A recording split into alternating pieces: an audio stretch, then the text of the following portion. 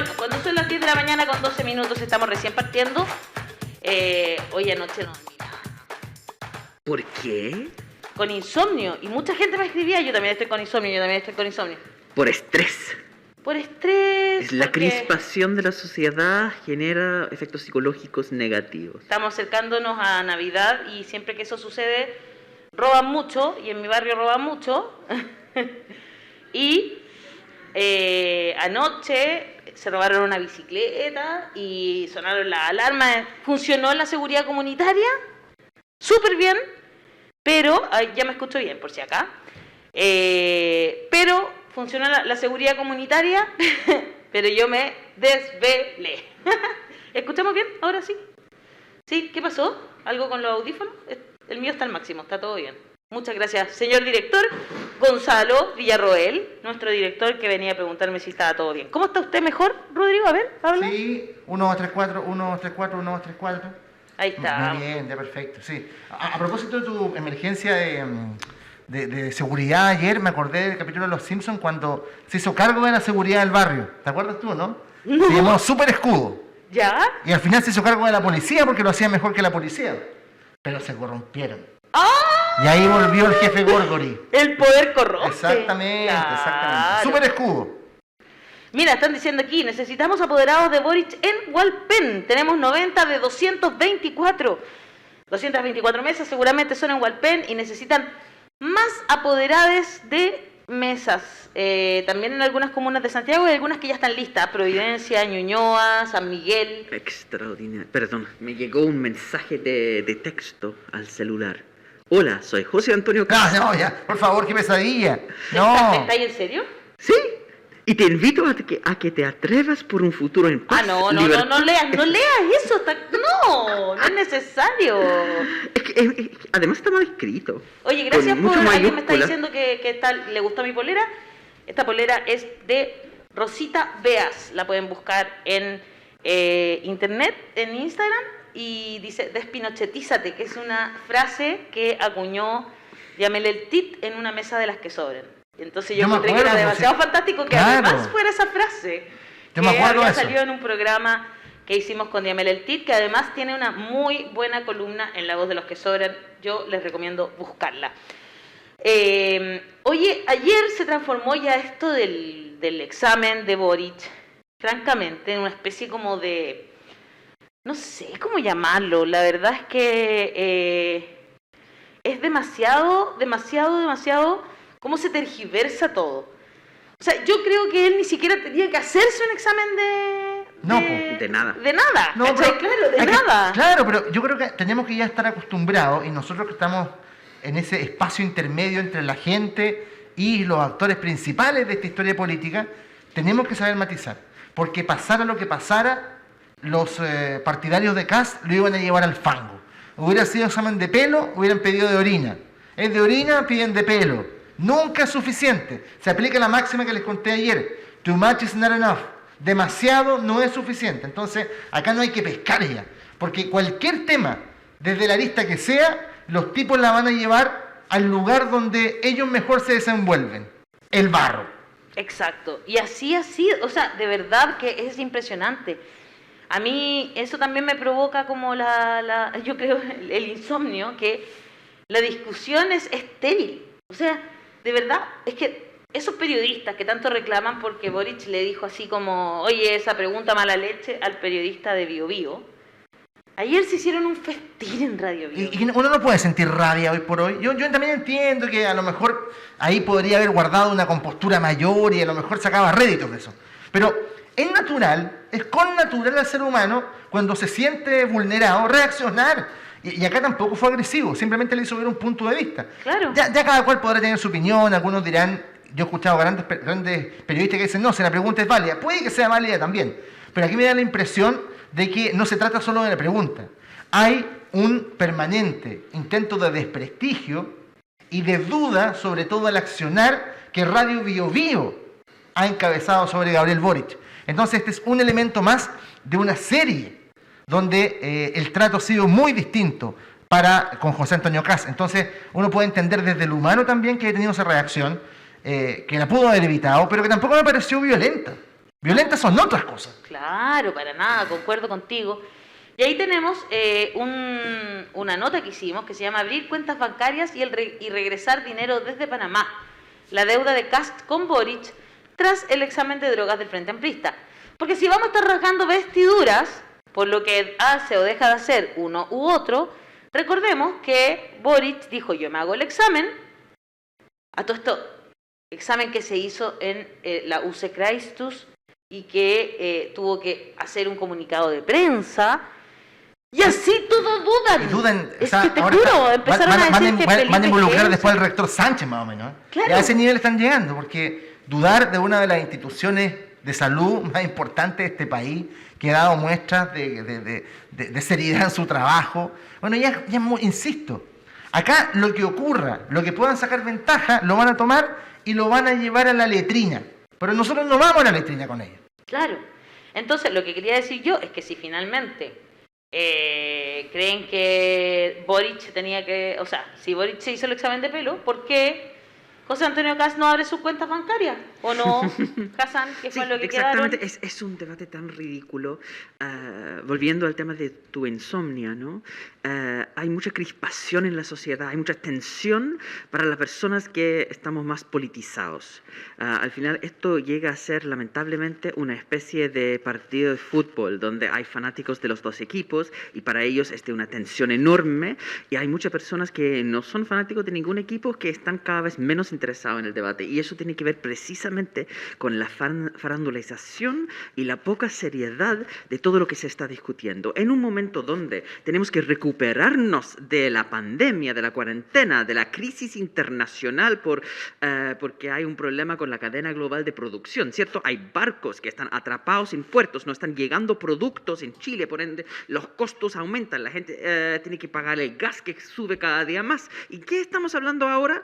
Del test de drogas de Gabriel Boric, y un periodista de la Bio Bio que se está defendiendo como si sus preguntas son tan importantes y son de la libertad de expresión, y el candidato le miró mal. Pobrecito el periodista, que se siente ofendido, se siente atacado porque el candidato le levantó un dedo. Ese es el grado de ridiculez que estamos enfrentando con la falta de seriedad del periodismo y la falta de seriedad del debate político. Cuando hay una cuestión tan importante como el reto, el desafío que enfrenta Chile para el próximo año en términos económicos y sociales, el hecho que José Antonio Kast pone el énfasis en un test de droga y toda la prensa se hace cómplice de ese ridículo hecho, siguiendo, en vez de decir, ya, Boric hizo el test para cerrar el tema.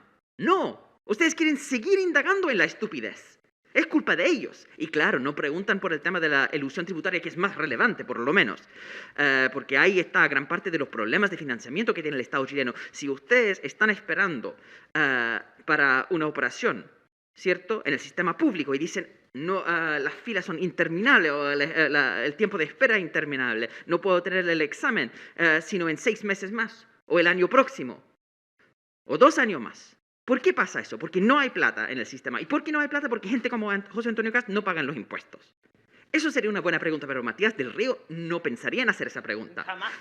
Un periodista del Bio Bio va a preguntar por el test de droga y no va a preguntar por ese tipo de cosas, porque tenemos periodistas inútiles y cómplices, y tenemos un debate político que es de mínima seriedad.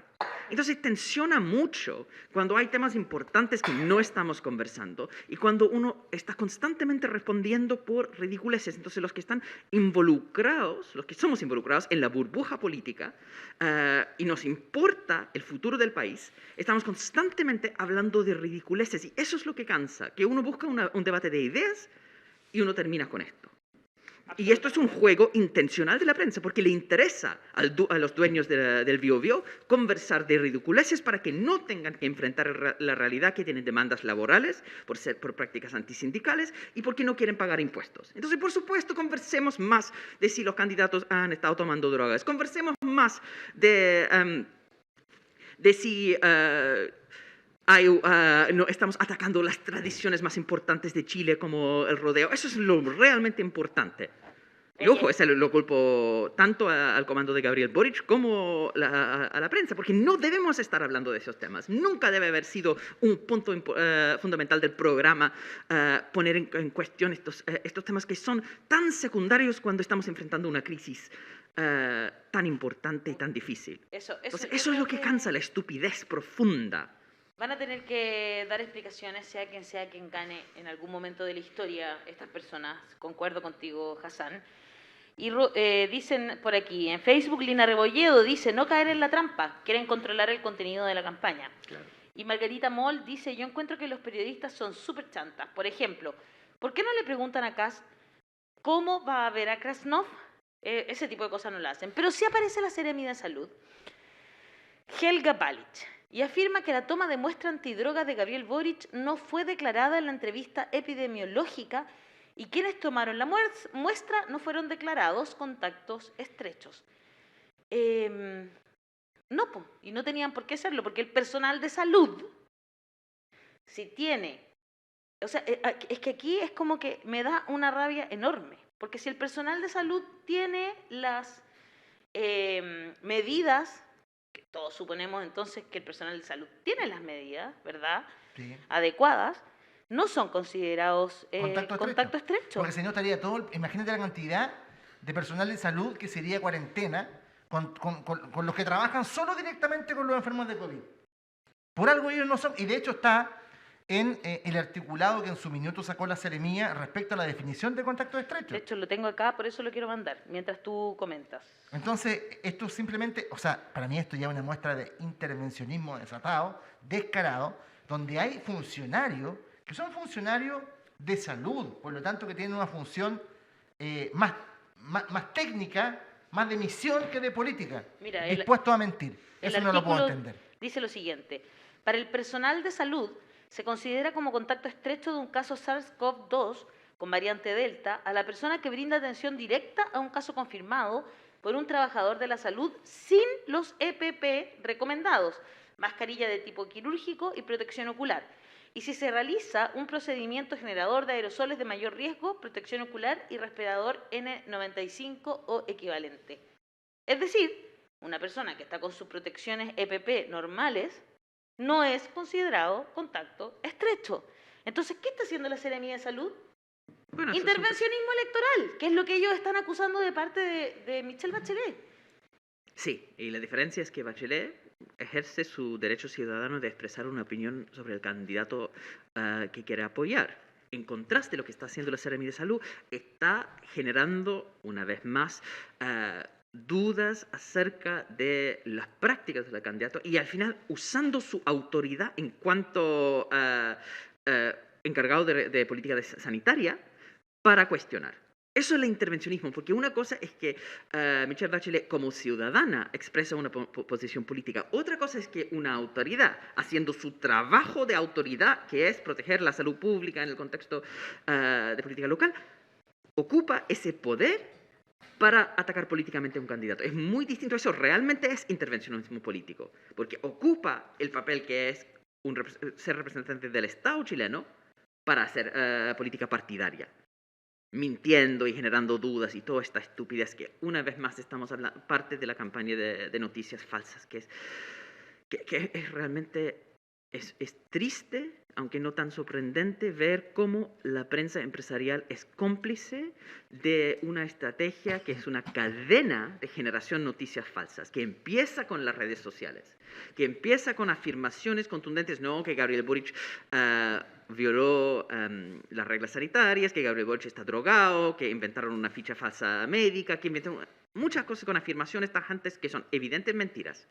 Después se pasa a políticos que dicen, bueno, acá está la sospecha, como conversamos con Rodrigo ayer, ¿cierto? Claro. Que el tema es que ahí se tiene que investigar. Yo no sé si es verdad, pero hay que investigar. ¿Investigar qué? Una evidente noticia falsa que inventan los mismos amiguitos que están en el trabajo coordinación de generación de noticia falsa. Y cuando el político o persona con cierta fama dice, hay que investigar, próximo paso es que la prensa empresarial declara, se está generando preguntas acerca de... ¿Y qué dice la prensa empresarial? No, nosotros estamos haciendo preguntas nomás, porque existen esas preguntas en la sociedad civil. Entonces estamos reporteando sobre la realidad, pero es una cadena. donde son cómplices precisamente de transmitir la noticia falsa, que a través de esa cadena de tomar estos referentes de la sociedad civil como los relevantes para llegar a la agenda noticiosa, y permite entonces que se valida algo que en su origen es completamente ridículo. Y todo eso como un tremendo ejercicio de distracción, porque no quieren hablar del punto súper simple que ellos no quieren pagar más impuestos y quieren conservar sus privilegios. Y la radio Bio Bio, ¿qué pasa? Que sus dueños quieren conservar sus privilegios y todo lo que dicen es estupidez en función de eso. Claro. Podríamos poner el video de Michelle Bachelet y que fue además, hay un par de que me da mucha risa porque hay un par de diputados oficialistas que mandaron a la ONU una carta. No, por favor, qué vergüenza más grande. Tú sabes que ya 2 veces se manifestaba la ONU. Ayer, en una actividad distinta, le preguntaron a Antonio Guterres, que es el secretario general, Claro. qué le parecía lo que había dicho Michelle Bachelet, y él dijo sin comentarios. Lo que en jerga diplomática quiere decir que es un tema en el cual no se van a meter porque no es de su incumbencia. No les corresponde, claro. Y hoy día, hace poco rato, una hora, habló también el vocero de Naciones Unidas. Le volvieron a preguntar e insistió, sin comentarios, tema cerrado. No hay intervencionismo. La presidenta Bachelet lo hizo bien, habló en términos personales, no involucró su cargo, lo hizo en el marco de su fundación, Horizonte Ciudadano. Tampoco invitó al resto a votar, dijo, yo voy a votar. Cuidó perfectamente su lenguaje y es más. Este tema ayer fue debatido en el segundo piso de La Moneda, porque también querían tener una opinión firme y si podían salir a ensuciar a la presidenta Bachelet, lo iban a hacer. Pero la conclusión que llegaron, con la ruleta involucrada ahí, es que no habían elementos para poder insistir en el tema del intervencionismo porque ella se había manejado en su discurso de manera correcta. Y por lo tanto, el propio ministro Delgado durante la tarde le baja el perfil. Si esto tiene reglas, y paren, o sea, la señora Daza quería tomarse vacaciones sin goce de sueldo, ¿se acuerdan? Ni siquiera renunciar a su puesto. No, por favor, lo que hizo Evelyn Gali. Matei anda haciendo campaña. ¿De qué estamos hablando? Los camioneros en La Moneda haciendo puntos de prensa. Exacto, o sea, eso es Figueroa diciendo que va a votar por Kast, lo mismo que el propio Gali. Eso es Por intervencionismo electoral. ¿Eh? Escuchemos a Michelle Bachelet, que qué es rabia. muy cauta en sus palabras. Aquí está. Soy Michelle Bachelet. Acabo de llegar a Santiago a pasar mis vacaciones y, por supuesto, estas fiestas de final de año con mi familia. Pero además he venido a cumplir con mi deber civil, porque lo que este domingo próximo se va a decidir es fundamental. Nadie puede quedar indiferente. Elegir un presidente que asegure que nuestro país pueda realmente continuar en una senda de progreso para todos, una senda de mayor libertad, igualdad, de derechos humanos que se respeten, un medio ambiente sostenible y, por supuesto, la oportunidad de una nueva constitución. No da lo mismo entonces por qué candidato se vota. Por eso yo voy a votar por Gabriel Boric. Y quiero hacer un llamado a todos mis compatriotas a que asistan a votar tranquilamente, respetando a los que piensan diferente. Muchas gracias. Súper clara. Pues. Yo voy a votar Gabriel Boric. Exacto. Y hago un llamado a mis compatriotas a acudir a votar. Ella no dice a votar por Gabriel Boric. Creo que sus palabras están medidas, Sí, son muy cuidadas. Exactamente. Ahí toma en serio su papel como funcionaria internacional de las Naciones Unidas y que al final tiene que mantener cierta distancia, no puede hacer proselitismo político desde su posición de autoridad de las Naciones Unidas. Entonces está de vacaciones, es su tiempo libre como ciudadana privada, expresa su posición personal y hace un llamado general a la población a participar en la democracia electoral. Está dentro de los límites dignos de su posición. En comparación, el intervencionismo electoral del gobierno de Sebastián Piñera es completamente fuera de las normas democráticas. ¿Cuál es la diferencia? Cuando hablamos de intervencionismo electoral, uno tiene personas que tienen trabajos en el Estado y por ende tiene ciertas ventajas por sobre el común de la ciudadanía en términos de llegada a medios y en términos de autoridad.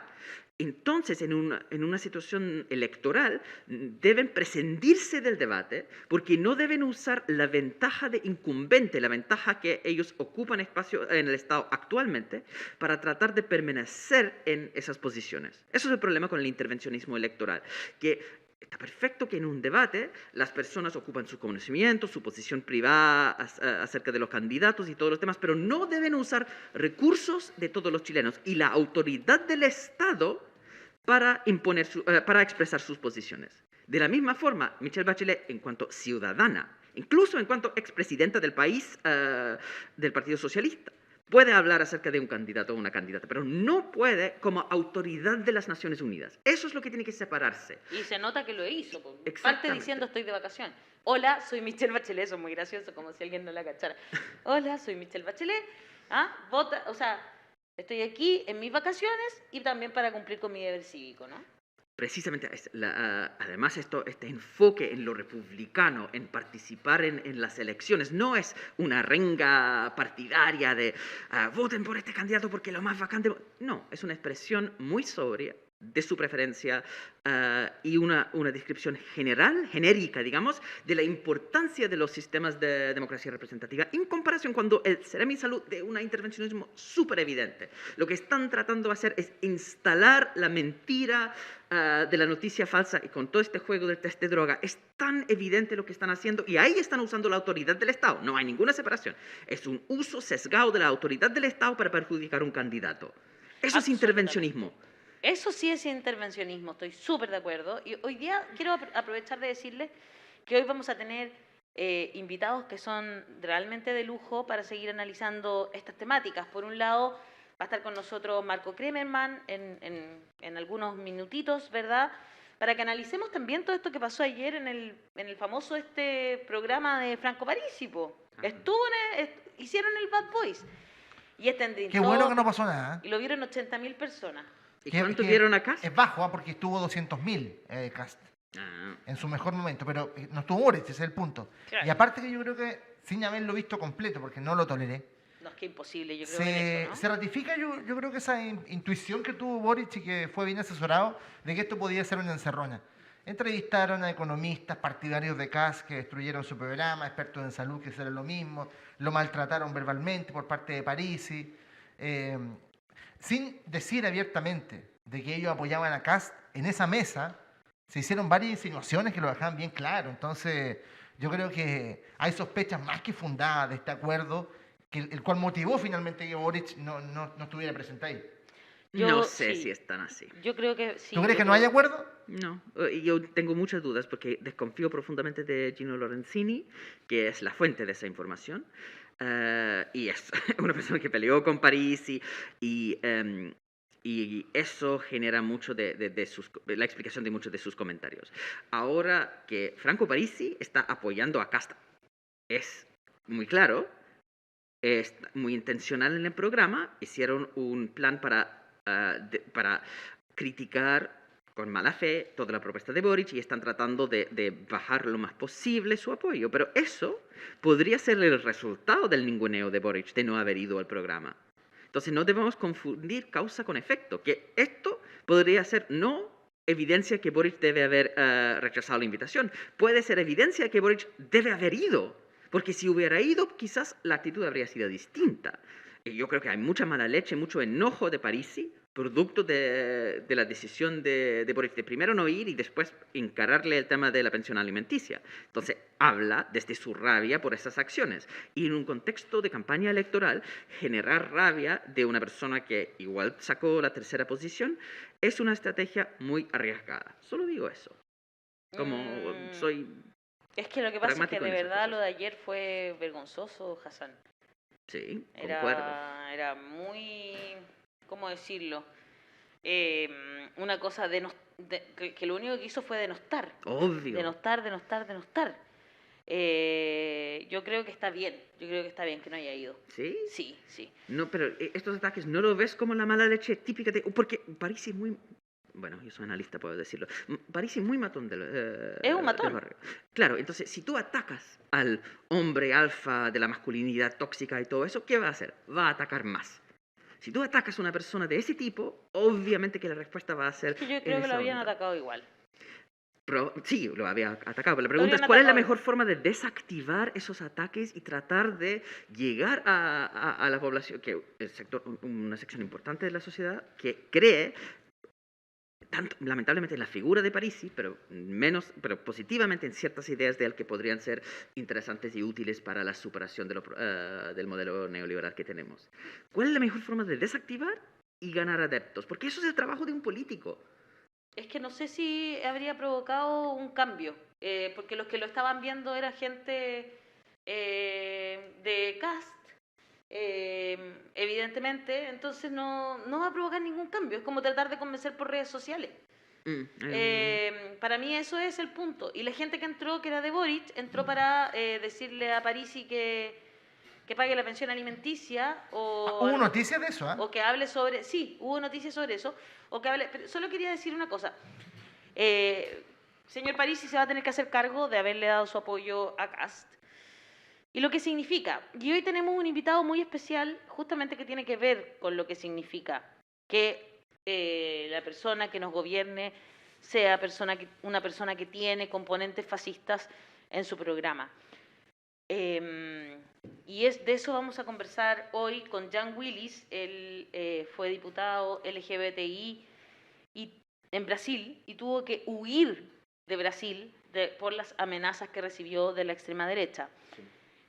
Muy amigo de Mariel Franco, quien fue asesinada, ¿verdad? Una concejala que fue asesinada.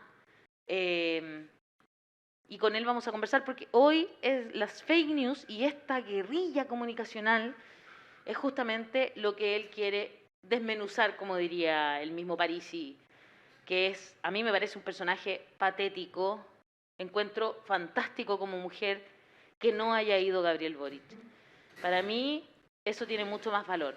Rodrigo, hay noticias porque le volvieron a poner la orden de arraigo, entiendo, ¿no? Exactamente, y aparte se hizo un ajuste respecto a los montos de la pensión y lo que él adeuda ahora son 122 millones de pesos. En eso quedó la deuda fijada por el tribunal. Esto, a ver, para que quede muy claro, porque como dijo Kass la otra vez intentando defenderlo, lo que pasa es que a lo mejor él tiene una opinión distinta a lo que dicte el tribunal. Ya habló el tribunal. Aquí ya no hay dos opiniones. Es lo que hay que, en este minuto, asumir y pagar. 122 millones de pesos es lo que le debe Parisi a sus hijos. Porque no es a su señora, es a sus hijos. Claro, porque es el dinero de la manutención de sus hijos. Y por otro lado, se renovó la orden de arraigo. 122 millones de 122 millones de Le pesos. bajaron un poquito porque había pagado unas colegiaturas, creo. Exactamente, quedó en 122. Pero tiene que pagar. Y no puede, o sea, puede entrar a Chile, pero lo van a tomar detenido y lo van a llevar a la Capitán Llaver, como ocurre con todos los papitos corazón. Porque vístase con el ropaje que quiera, el señor Parisi sigue siendo un papito corazón. Tal cual, estoy súper de acuerdo contigo. Y mira las frases de Parisi. Las pensiones y el plan económico, las principales críticas de Parisi al programa de Boric. Así que lo podemos desmenuzar junto con... que nos está pidiendo, por ejemplo, Felipe Jara. Dice, pueden comentar el desmenuzamiento de los Bad Boys, claro, pero desde la contraargumentación teórica y la evidencia, please. Yo la verdad es que no sé qué dijeron aparte de mentiras como que te van a quitar las pensiones. Porque eso fue lo que yo ayer vi en Twitter, porque como igual que Rodrigo, no soporto ni un segundo viendo este descaro, digamos. No, y él dice, difícil. Es una pena que no se haya atrevido a venir acá, porque eso le resta a la democracia. No, señor. Lo que le resta a la democracia es que tengamos un programa de gobierno como el de Kast, digamos, que miente. Lo que le resta a la democracia son las fake news, como las que ustedes son cómplices tiraron en reproducir. Ayer. Exacto. No, es muy triste todo eso. Es muy triste, ¿no? Yo comparto, yo no pude ver el programa de Parisi y los Bad Boys porque la masculinidad tóxica, la forma en que hablan, la forma en que argumentan, es una mezcla de deshonestidad. Yo de los temas económicos sé, entonces sigo la forma en que dicen cosas que son ciertas y después los mezclan de forma bastante hábil con cosas que son falsas, entonces genera un trabajo para personas de buena fe de ir desenredando las mentiras. es muy desagradable eso, pero mezclado con ese machismo es realmente intragable. El problema, insisto, es que en este contexto electoral donde no está siendo muy difícil, y eso es un problema del universo de medios de comunicación y su vínculo con las redes sociales, está siendo muy difícil tener una conversación con altura de miras, está siendo muy difícil bloquear o desactivar la ola de noticias falsas que está llegando a la gente, ¿no? Yo respondo en redes sociales, bueno, en Instagram principalmente, porque Twitter no acepto, pero respondo a las preguntas y me impacta mucho el tipo de pregunta que me hacen. Me pregunto, eso me sigo repitiendo porque me impactó tanto la pregunta que me hicieron sobre las pensiones, cuando alguien me dijo, me llegó la información que Gabriel Boric quiere que las mujeres jubilen más tarde. ¿Qué es la propuesta de Kast? Pero Entonces, ¿al revés? Exactamente, así es el nivel de la mentira. Me han preguntado, ¿hasta Boric va a prohibir el auto? ¿Va a subir el costo de la benzina por el tema del impuesto específico? Que, una vez más, es tan evidente la mentira, ¿no? Cuando uno tiene información real es fácil de contrastar, ¿no? Porque en este momento, ¿qué pasa con el impuesto específico a los combustibles? ¿Quiénes lo pagan? Todas las personas que ocupan las carreteras, que ocupan los autos, pero ¿quiénes no lo pagan? Las grandes mineras, porque no ocupan carreteras, los forestales por lo mismo, los camioneros que pueden pedir hasta 80% de vuelta. Entonces, ¿qué dice Boric? Vamos a terminar con las exenciones al impuesto específico. Eso no afecta a la gente de a pie. A ver, ya, vamos a conversar sobre eso y te parece que lo conversemos con Marco Kremann, que ya está conectado. Pero antes yo tengo que darles un consejo, porque Oftalmóvil sigue con sus ofertas en La Voz de los que Sobran. Como les dije, todas las ofertas están vigentes para que ustedes puedan regalar también, si quieren, esta atención, que es una atención a domicilio. Agenda tu consulta oftalmológica a domicilio a bordo de nuestra clínica móvil y recibe por 79.900 pesos un lente óptico con antirreflejo más un lente óptico de sol en armazones de marcas propias para esta primavera. Pero también, por supuesto, tiene vigente su oferta con 2 lentes ópticos por solo 49.900 pesos. Puedes agendar con nosotros y recibe la consulta oftalmológica a domicilio más 2 lentes ópticos en cristal orgánico blanco para una dioptría máxima de 4,4. Contáctanos y reserva tu atención a domicilio en nuestra clínica móvil. Escribe ya al WhatsApp el +569 34 91 65 69 o el +569 34 90, perdón, 59 06 39 37. Cualquiera de esos 2 números de teléfono que están apareciendo, por supuesto, ahí en nuestra wincha abajo, sirven para que te comuniques con Oftalmóvil. Vienen a tu domicilio. Hay una alternativa de diseños maravillosos, distintos, totalmente, más de 300 modelos para que tú elijas. Y si quieres regalar esta atención y lentes para un familiar, amigos, amigas, solo agenda y ellos van a todas las comunas de la región metropolitana. Así que ya lo saben, entonces, están vigentes las ofertas. Hagan esta consulta en Oftalmóvil, como yo y como Hassan, que estuvimos ahí, mira, nos están midiendo, etcétera. Nos van a llegar lentes, ¿verdad? ¿Cómo? Nos van a llegar lentes, ¿verdad? Nos van a llegar. Porque tengo que informar que mis lentes actuales están peor que antes. O sea, antes estaba en 2 partes y ahora están en 3. No. Sí, soy full Harry Potter. Como me fui con el scotch tratando de arreglarlos y están moribundos. Oye, ya. Entonces, ¿estará listo Marco Kremann para que comencemos a desmenuzar, como diría Marco Parisi, entonces, todo lo que se dijo ayer en Bad Boys? Hola, ¿cómo estás, Marco? Bienvenido Hola, a La Marco. Voz de los que Sobran tanto tiempo. Hola, buenos días. Hola Alejandra, hola Hassan. ¿Cómo estás? Bien, estamos, gracias. Qué bueno. Y tanto tiempo que no nos veíamos y han estado estos días tan muy convulsionados, todo muy polarizado, todo de ataque. No sé qué te parece y cómo estás de ánimo. Primero quiero preguntarte eso. Bien, en nuestro caso siempre tratamos de tener una mirada de mediano y largo plazo de los fenómenos. Yo creo que no es una sorpresa de que estamos en crisis hace mucho tiempo, ¿no? Y no solo Chile, sino el mundo.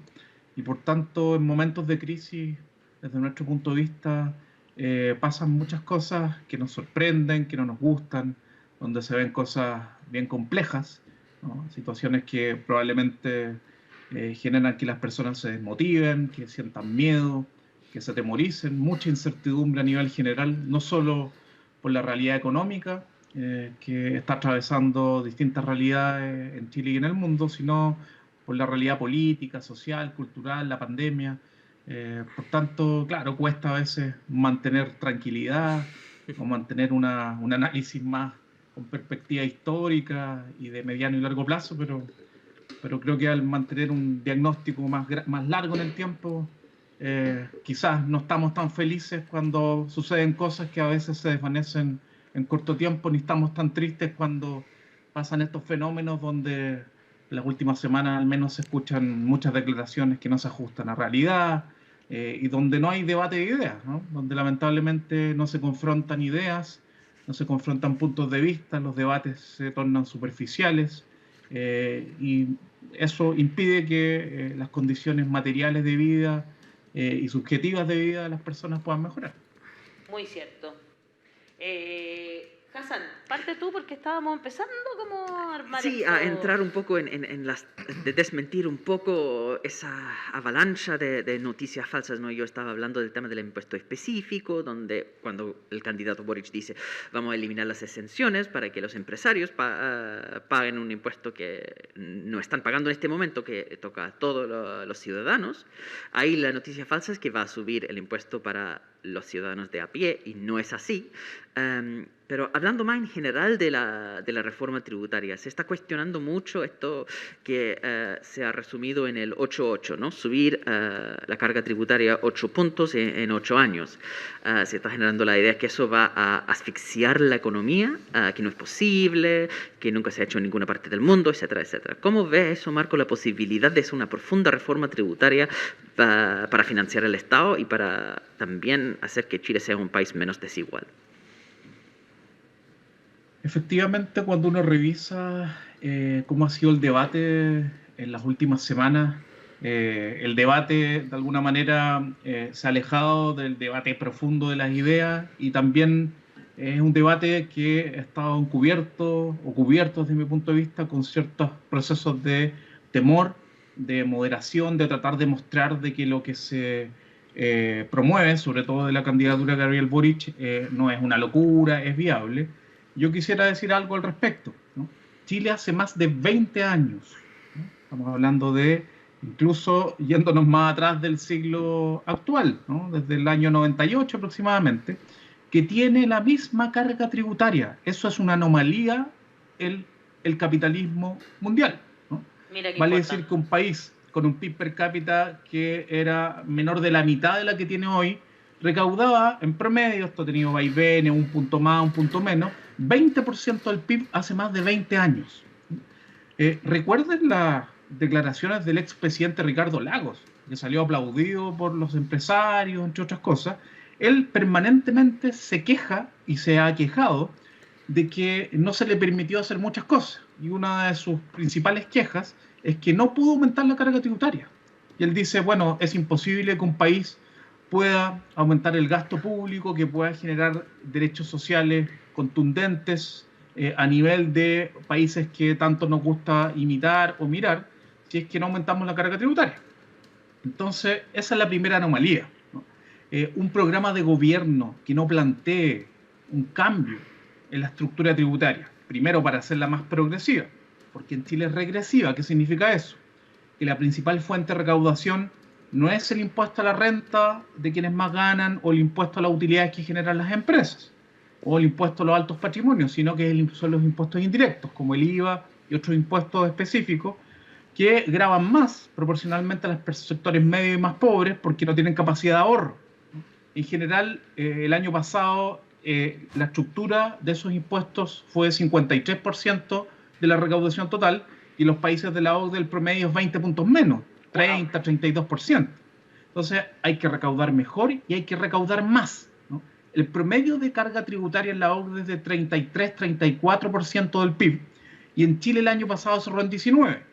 Si esto lo corregimos por las cotizaciones previsionales y de salud, que en el caso chileno, en el caso de las cotizaciones previsionales no se incluyen porque tenemos un sistema privado, de todas maneras la diferencia sería en torno a 10 veces, ¿no?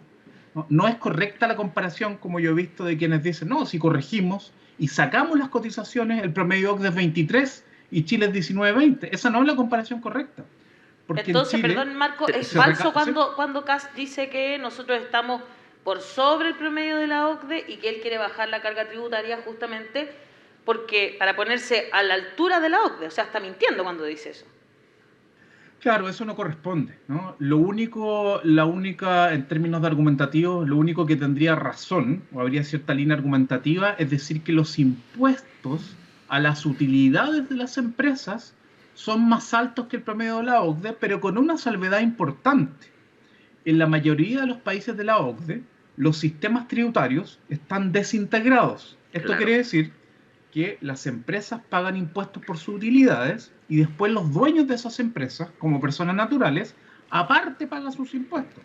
En Chile, el 65, casi 2/3 de los impuestos que pagan las empresas por sus utilidades les sirven como crédito al dueño o dueños de esas empresas cuando van a pagar impuestos como persona natural. Entonces, no es estrictamente comparable decir que los impuestos que pagan las empresas en la OCDE, en promedio, por las utilidades que generan, son más bajos que los que se pagan en Chile, que es de un 27%, cuando son sistemas conformados de manera distinta. Unos son desintegrados y otros son integrados, en este caso parcialmente, donde 2/3 sirven como crédito. Perfecto. Muy claro, Marco. Muy claro. Por supuesto, y da rabia tener que ir insistiendo en tu trabajo, por supuesto, en desmentir todas estas cosas, en acercarle estos temas a la gente, porque cada vez se le agrega un poquito más de barro a esta discusión. Yo sé que en realidad ya hemos hablado suficiente de Parisi, ayer su programa tuvo una relevancia importante en redes, pero me gustaría preguntarte, para que la gente que tenga bueno, dudas... aclares, ¿por qué en redes? Sí, exactamente. Para que la gente que tenga dudas también, hoy día tengo una opinión más cercana a la realidad. Ayer se dijo que el programa económico de Boric, en su grueso, era inabordable, que implicaba un endeudamiento del Estado que era excesivo y que al final, una cuestión que ya ha desmentido Boric, pero lo vuelven a colocar, inevitablemente iba a tener que pegarle un manotazo a los dineros de los fondos previsionales. De acuerdo a tu análisis, ¿es tan inviable económicamente el programa de Gabriel Boric en lo global? A ver, de acuerdo a lo que he leído, el programa de Gabriel Boric necesita y proyecta una reforma tributaria que en su periodo de gobierno de 4 años requiere de una recaudación de 5 puntos del PIB. En su primer programa o en la primera vuelta se planteaban 8 puntos y medio en 8 años, ¿no? Ahí pensando en 2 periodos presidenciales, pero en este ajuste que se hizo se considera que se aumenta en 5 puntos del PIB. Lo primero que hay que decir, antes de entrar al detalle, es que, insisto, Chile con urgencia tiene que aumentar la carga tributaria, ¿no? El rezago es tan grande que a esta altura del PIB per cápita que tiene Chile, la carga tributaria en Chile debería estar en torno al 30% del PIB y estamos en un 20%, ¿no? Entonces, esa es la magnitud del atraso. Entonces, plantear 5 puntos es un tema de gestión política, más que un tema de imposibilidad o de desajuste económico. Entonces, la dificultad que existe de poder aumentar 5% la carga tributaria es una dificultad política más que económica desde mi punto de vista, vale decir, poder convencer a la ciudadanía, poder convencer al mundo empresarial o poder generar un acuerdo, me imagino, para que efectivamente se entienda que sin un aumento tributario importante en Chile va a haber inestabilidad permanentemente y olvidémonos de que las pymes puedan vender sus productos, de que podamos tener crecimiento económico, porque un país con crisis política permanente no crece, no puede vender sus productos, no puede haber dinamismo. Entonces, eso es lo primero que hay que decir. Otra cosa interesante, y ahí ya más que nada desde un análisis económico-político, a mí me tocó ayer ver parte del debate entre los asesores económicos de la candidatura de Kast, José Luis Daza, y de Boric, Diego Pardo, si no me equivoco. Sí, exactamente. y quedé preocupado, ¿no? Siento que, yo entiendo el punto, pero creo que desde la candidatura de Gabriel Boric se le está hablando mucho, desde mi punto de vista, al Mercurio, a Sebastián Edwards, y creo que hay que hacer una lectura más de economía política, ¿no?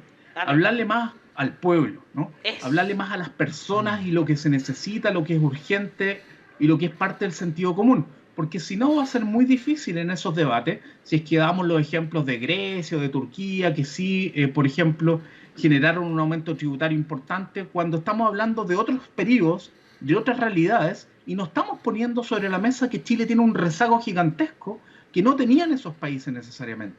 O sea, aquí hay una particularidad, hay una excepción que no necesariamente es comparable con lo que sucedía con otros países.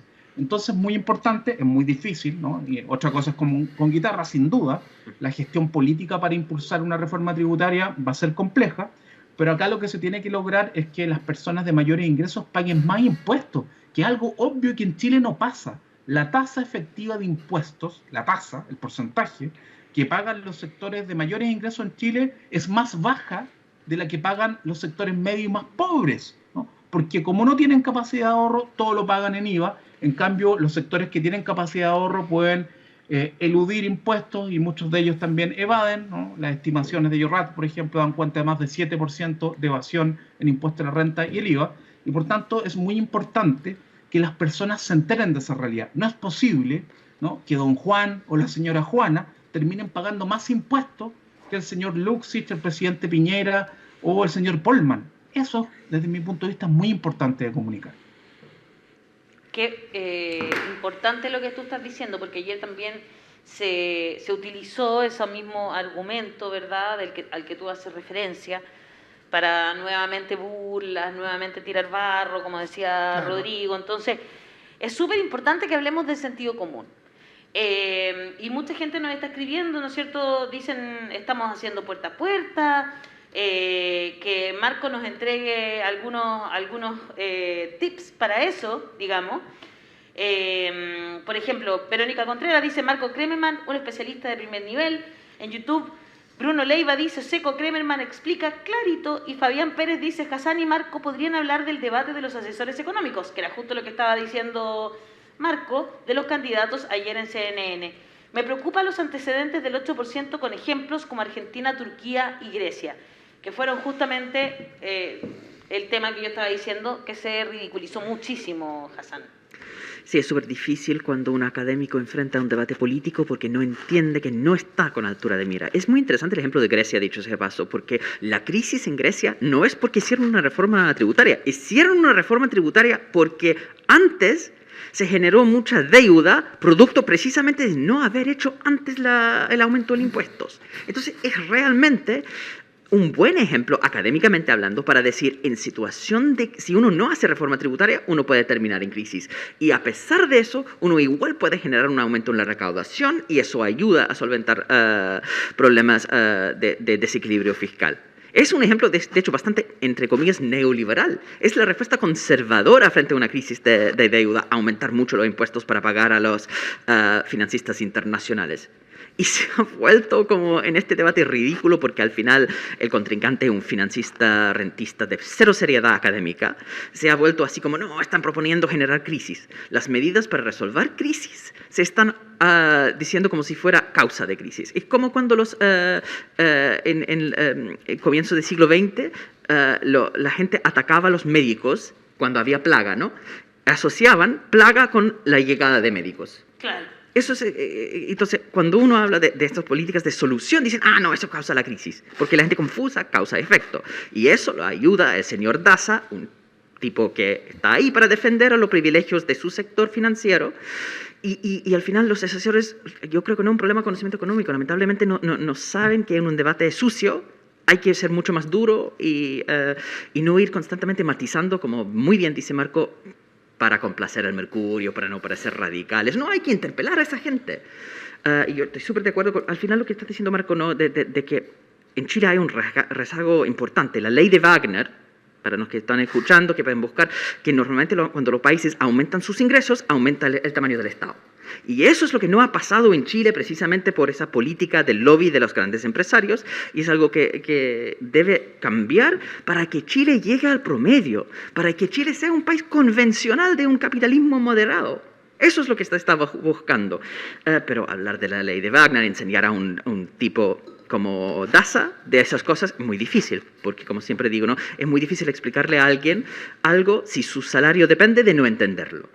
Entonces, en ese contexto distinto, yo quería preguntar a Marco específicamente si había visto las críticas de Parisi acerca de la propuesta de pensiones y cómo ven esto de que está un debate enfocado en esos robos de los fondos, expropiación, que vamos a terminar como Argentina, donde los políticos roban toda la plata. ¿Cómo ven ese análisis?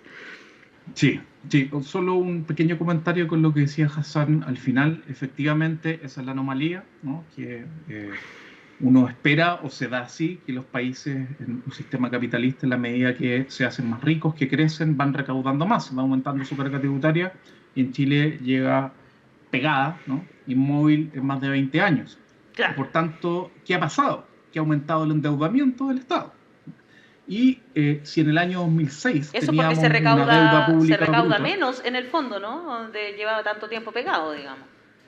Exacto. Si en el 2006 teníamos, por ejemplo, 4% del PIB de deuda y llegamos a ser acreedor del mundo, que ya es algo que no se ha hablado en Chile. Porque un país de ingresos medios en ese entonces, y casi ingresos medios bajos, era acreedor del mundo. O sea, el mundo le debía a Chile. Claro. Y en Chile no habían derechos garantizados, no había salud pública garantizada de calidad, sistema público de pensiones, y el mundo le debía a Chile. O sea, eso era un desequilibrio, ¿no? Era un extremo, ¿no? Claro. Llevar las arcas fiscales al extremo cuando los hogares no tienen los recursos suficientes para llegar a fin de mes. Y lo que sucedió es que como la recaudación tributaria quedó estancada, la única posibilidad era aumentar el endeudamiento, y llegamos, este año vamos a cerrar cerca de un 38% del PIB, 37% del PIB, ¿no? Sin embargo, aún ese nivel de deuda nos sitúa dentro de los 30 países con menos deuda en el mundo con respecto al PIB. Entonces, ojo con aquello, ¿no? Sin duda las condiciones mundiales están más difíciles, pero en un programa de gobierno, una reforma tributaria no va a rendir inmediatamente, ¿no? Quizás las exenciones, si se logran eliminar o reducir parcialmente, van a generar un rendimiento más de corto plazo, pero los cambios tributarios comienzan a dar recursos en el mediano y largo plazo. Entonces, sin duda va a tener que existir algún nivel de endeudamiento parcial al comienzo para satisfacer las otras aristas del programa. Y con respecto a lo que decía Hassan, yo no vi el programa de París y en general No, ninguno de nosotros, que no lo podemos soportar. No sea ánimo, sino que uno tiende a ver programas más constructivos, donde se analizan ideas o hay debates. Claro, pero básicamente su académicos, postura, según lo que yo vi en redes, Marco, voy a ser súper honesta porque yo tampoco lo vi, era básicamente que la única forma de que Boric pueda llevar a cabo su programa es metiéndole mano a los fondos de pensiones de chilenas y chilenos, en general. Como que esa es la crítica principal. El cuco de Argentina. Exacto. Cuco de Argentina, claro. O sea, eso no debería ocurrir, en tanto lo que yo he leído del programa de Boric en su segunda versión es que plantea varias gradualidades, y eso significa que la necesidad de mayor gasto público en el corto plazo no va a ser tan grande, ¿no? Va a ser menor a la que se planteaba originalmente, eso como primer punto. Perfecto. En segundo lugar, efectivamente Chile tiene margen para aumentar el endeudamiento de manera temporal, y lo cual puede después compensarse con las disminuciones o las eliminaciones de sanciones tributarias o la reforma tributaria. Por tanto, a mí no me parece que se tenga que recurrir a los fondos de pensiones para financiar otra cosa que no sean pensiones. Y en segundo lugar, el programa de Gabriel Boric no plantea, ¿no?, transformar el sistema de pensiones en un sistema de reparto, en un sistema colectivo, como plantea la coordinadora No Más FP. Es una propuesta distinta, ¿no?, donde basa principalmente la construcción de un nuevo sistema en una pensión universal garantizada, que podríamos hablar de ella también. Ahí nosotros tenemos alguna crítica constructiva en torno a ese planteamiento, que es similar al de la Asociación de FP, al que planteó el presidente Piñera y al que plantea CAS, pero con montos más altos.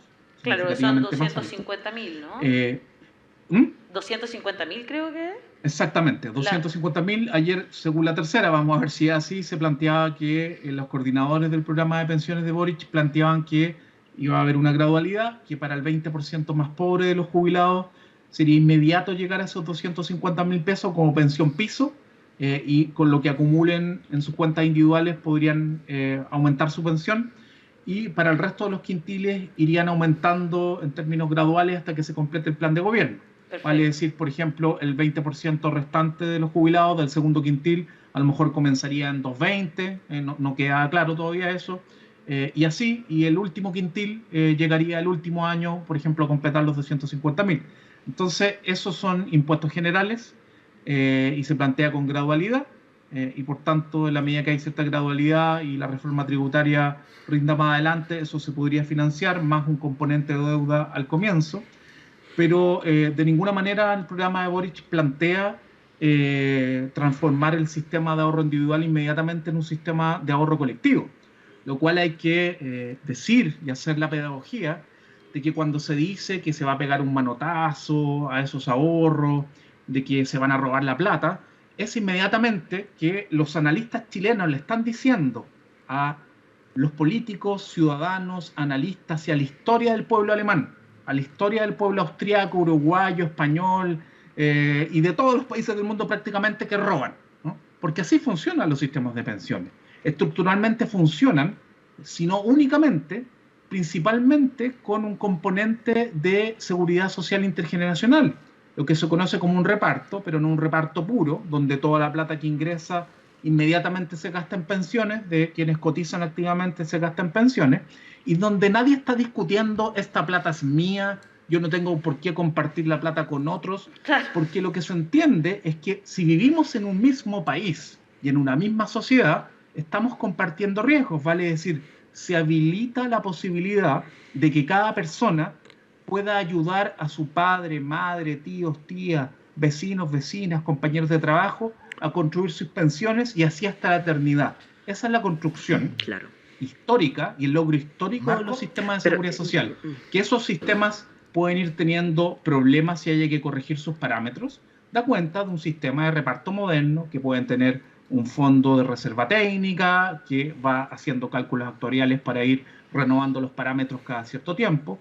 Por tanto, esta idea de que los cambios demográficos hacen inviable un sistema de reparto es falso, es otro de los mitos, porque los cambios demográficos afectan a cualquier sistema de pensiones, a cualquiera. Claro. Sí. Sin embargo, la gran diferencia, y con esto cierro, es que en un sistema colectivo, colectivamente se puede prever con tiempo de qué manera podemos hacernos cargo de esos cambios responsablemente para no alterar de manera brusca los parámetros, por ejemplo, la tasa de cotización, la edad de jubilación de generaciones futuras. Sí. Marco, brevemente que te quería preguntar, para que no se escape, hoy día aparecieron las conclusiones del informe de política monetaria del Banco Central y habla de un escenario bastante catastrófico para los 2 años que vienen.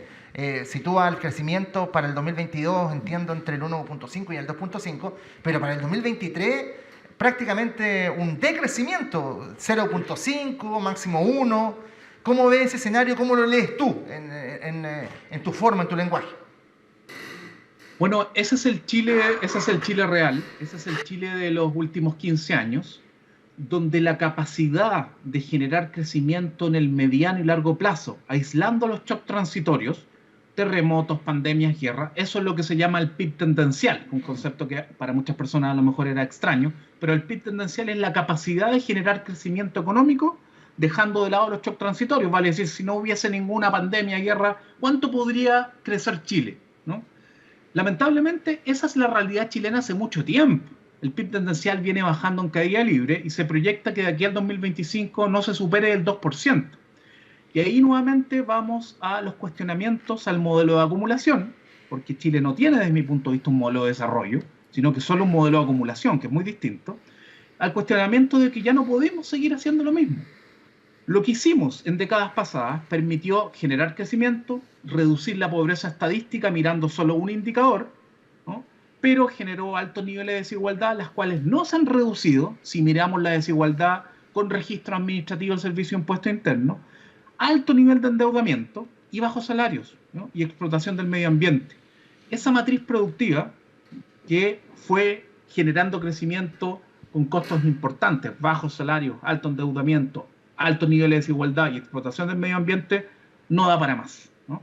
Y por tanto, la única manera de recuperar el crecimiento no es con látigo, ¿no? No es con nuevamente esperen en la banca 2 años, 3 años, démosles todas las prerrogativas al mundo empresarial, Eso. bajémosle los impuestos, como se dice, esperemos que va a llegar el chorreo, eso ya no va a funcionar. Lo que se necesita es hacer un cambio, ¿no? Un cambio en 180 grados, o al menos en 90 grados, de la matriz productiva, para que podamos hacer algo distinto, para que nos pongamos en línea con lo que está pasando en el mundo, con los cambios tecnológicos, con la posibilidad de ganar algún poder hegemónico en términos de industrialización a nivel mundial, porque se viene complejo el mundo. Entonces, efectivamente, se proyecta que el próximo año en promedio podamos crecer 2%, y en 2023 por ahí también.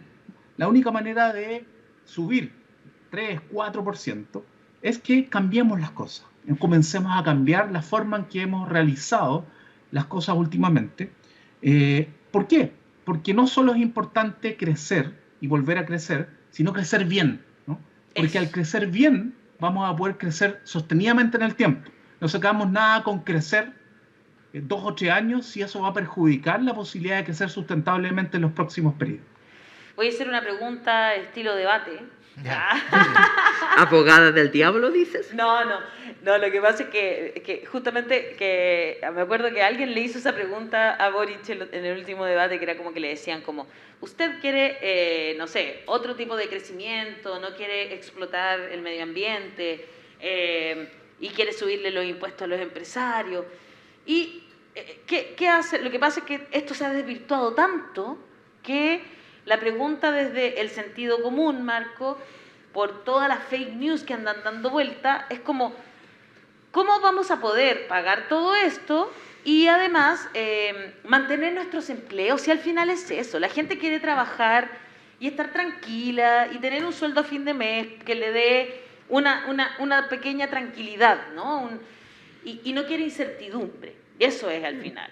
Entonces, todo esto que vamos que necesitamos, a ver, si tenemos garantizado educación, salud, derecho a la vivienda, estos derechos sociales que parecen tan lógicos que estén garantizados para algunos, si le subimos los impuestos a los empresarios, ¿eso significa que se van a ir a otro país con sus inversiones? ¿Nos vamos a quedar sin trabajo? Eso yo creo que es desde el sentido común lo que la gente se pregunta en realidad, ¿no?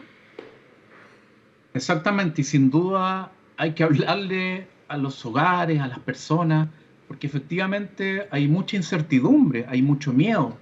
La pandemia ha hecho lo suyo con mucha fuerza y eso ha acrecentado los temores y las incertidumbres.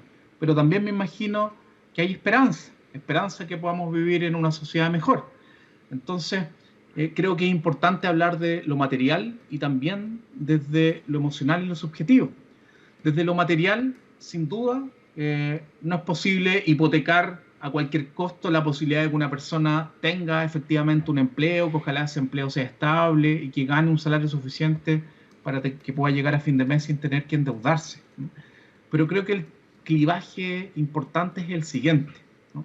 Lo que sucedió el 18 de octubre, más allá de que algunos sectores lo tergiversen y se centren en algunos aspectos de lo que allí sucede, es que un gran porcentaje de los hogares chilenos dijeron basta, ¿no? No quiero seguir viviendo de la misma manera como estaba viviendo antes, ¿no? Esto es muy desequilibrado, hay que normalizar el país, ¿no? Para decirlo en términos bien sencillos para que se pueda entender. Entonces, eso significaba sin duda subir los estándares, mejorar las pensiones, mejorar los salarios. Si mejoran los salarios, ya no tendré que hacer tantas horas extras, no tendré que tener un segundo trabajo, podré tener tiempo para ver y leerle un cuento, por ejemplo, a mi hijo, a mi hija, para conversar con mi pareja, con quien sea en la tarde o en la noche, podré hacer vida, ¿no? Claro. Eso, ¿no? Entonces, lamentablemente, eso no se va a lograr si volvemos al 2018, donde nos dicen, a ver, si no crecemos, lo demás es música, incluso si nos vamos más atrás, al 2000, 2005. Lo dijo Lago. Entonces, claro. Entonces, ¿por qué? Porque eso ya está obsoleto a nivel mundial. Si en los Países Bajos, Holanda, se está hablando de la teoría de la dona o del donut, donde se entiende que hay que crecer de otra manera, que hay que establecer otros modelos de desarrollo para que exista equilibrio en las condiciones de vida de las personas. Y por tanto, creo que la manera más adecuada de poder dar tranquilidad a las personas, es decir, lo que se necesita para el país es estabilidad, ¿no? Van a haber grupos que nuevamente nos van a decir que no se puede, que esto es imposible, que no quieren pagar los impuestos que justamente tienen que pagar, ¿no? Y hay que decirles, no es posible que quien tiene millones y millones de dólares que está en el ranking Forbes pague menos impuestos que usted, ¿no? Eso no es posible. Y por esa razón es que no tenemos un sistema de salud decente para todas las personas, un sistema público. Por esa razón es que no tenemos un sistema educacional público contundente, financiado correctamente, donde exista un sistema público importante, y así en distintas aristas. Sin duda, en un país donde hay más estabilidad, donde las personas ven que hay más espacio mental, hay más espacios materiales, ¿no?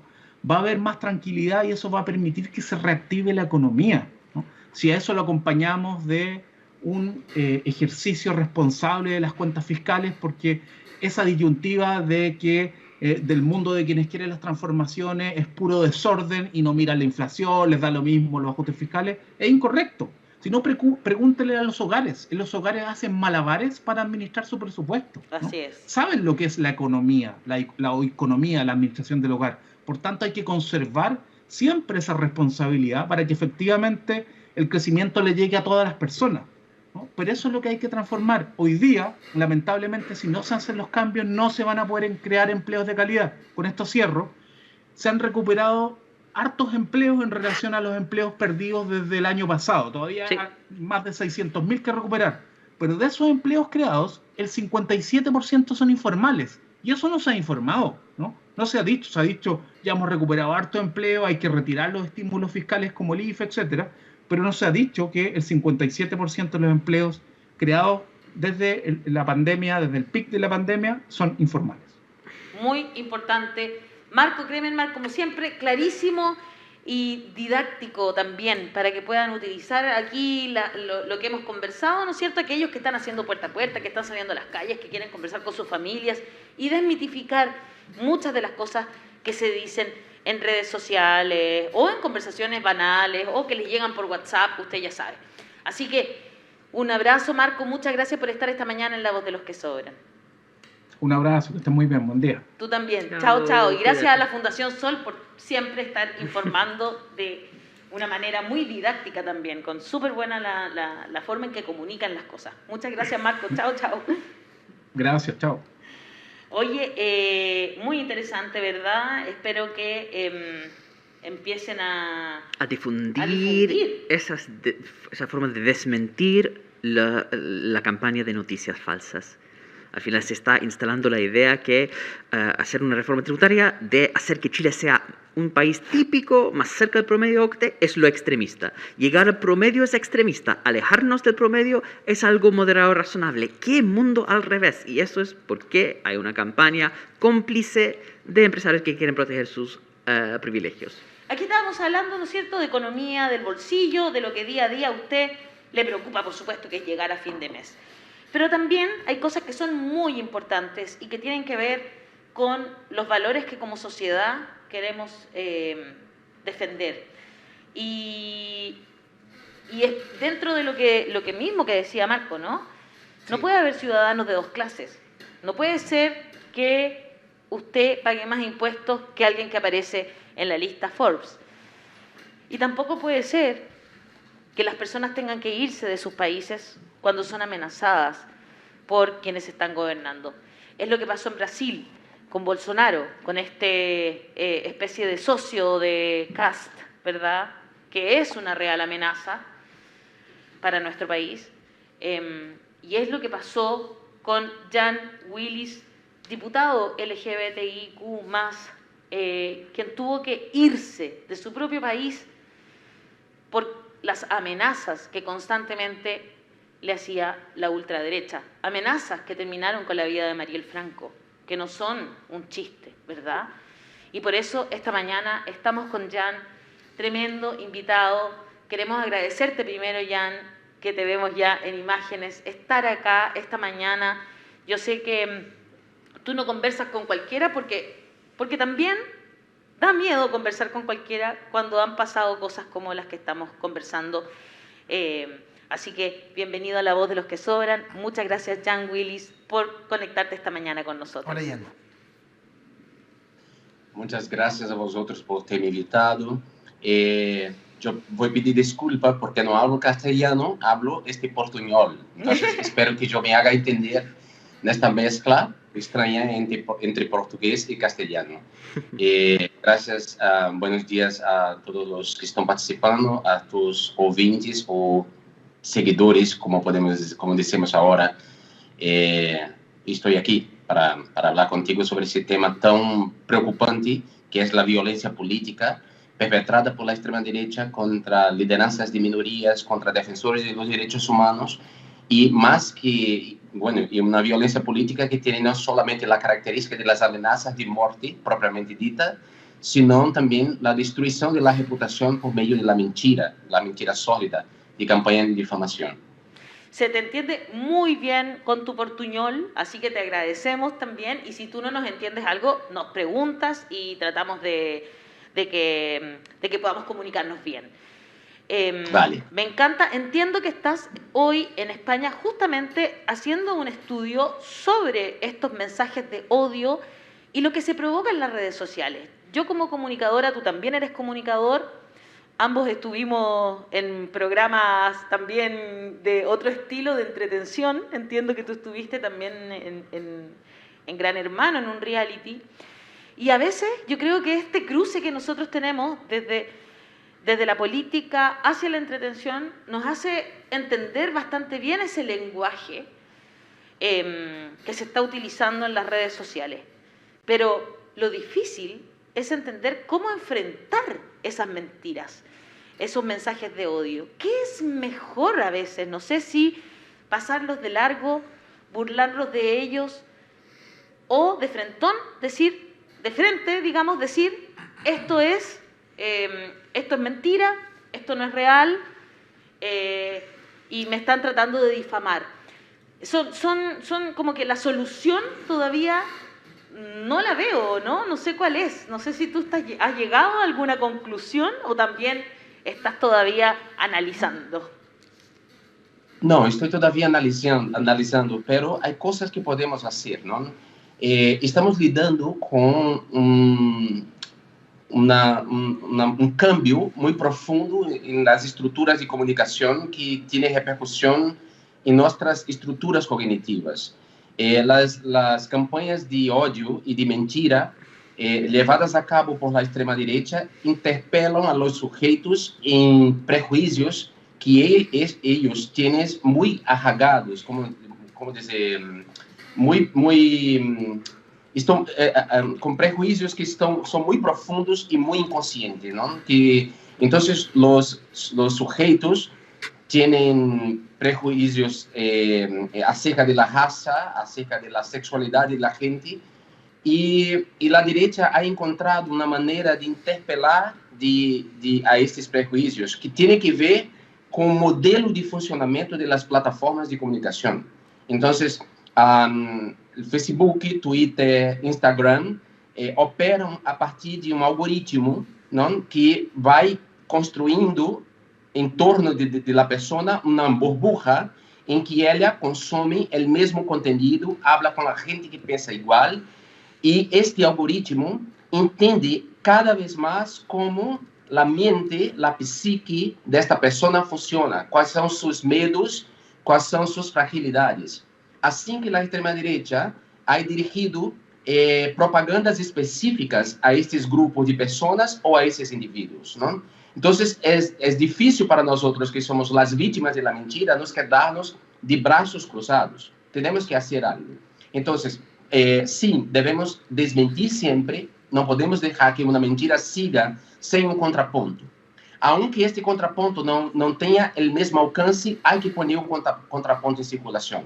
A segunda coisa é acionar as instituições que estão funcionando, as instituições democráticas. Então, sim, há que fazer denúncia à polícia para proteger a sua reputação, para que sepam que tú has tomado una decisión contra esta mentira, una decisión formal. Entonces, hay que sí hacer un boletín de ocurrencia en la policía, hay que procesar a la gente, sobre todo la gente que tiene el deber de ser responsable. Entonces, los actores políticos que saben que están perpetrando una mentira, que están divulgando una mentira, estos tienen que ser procesados. Entonces, en Brasil, yo procesé a más de una decena de personas que compartilharam em suas mídias sociais mentiras sobre mim. Perfecto. Então, mira qual é a estratégia. Não é processar a toda e qualquer pessoa que replica a mentira, mas pessoas que são claves nesta economia de desinformação.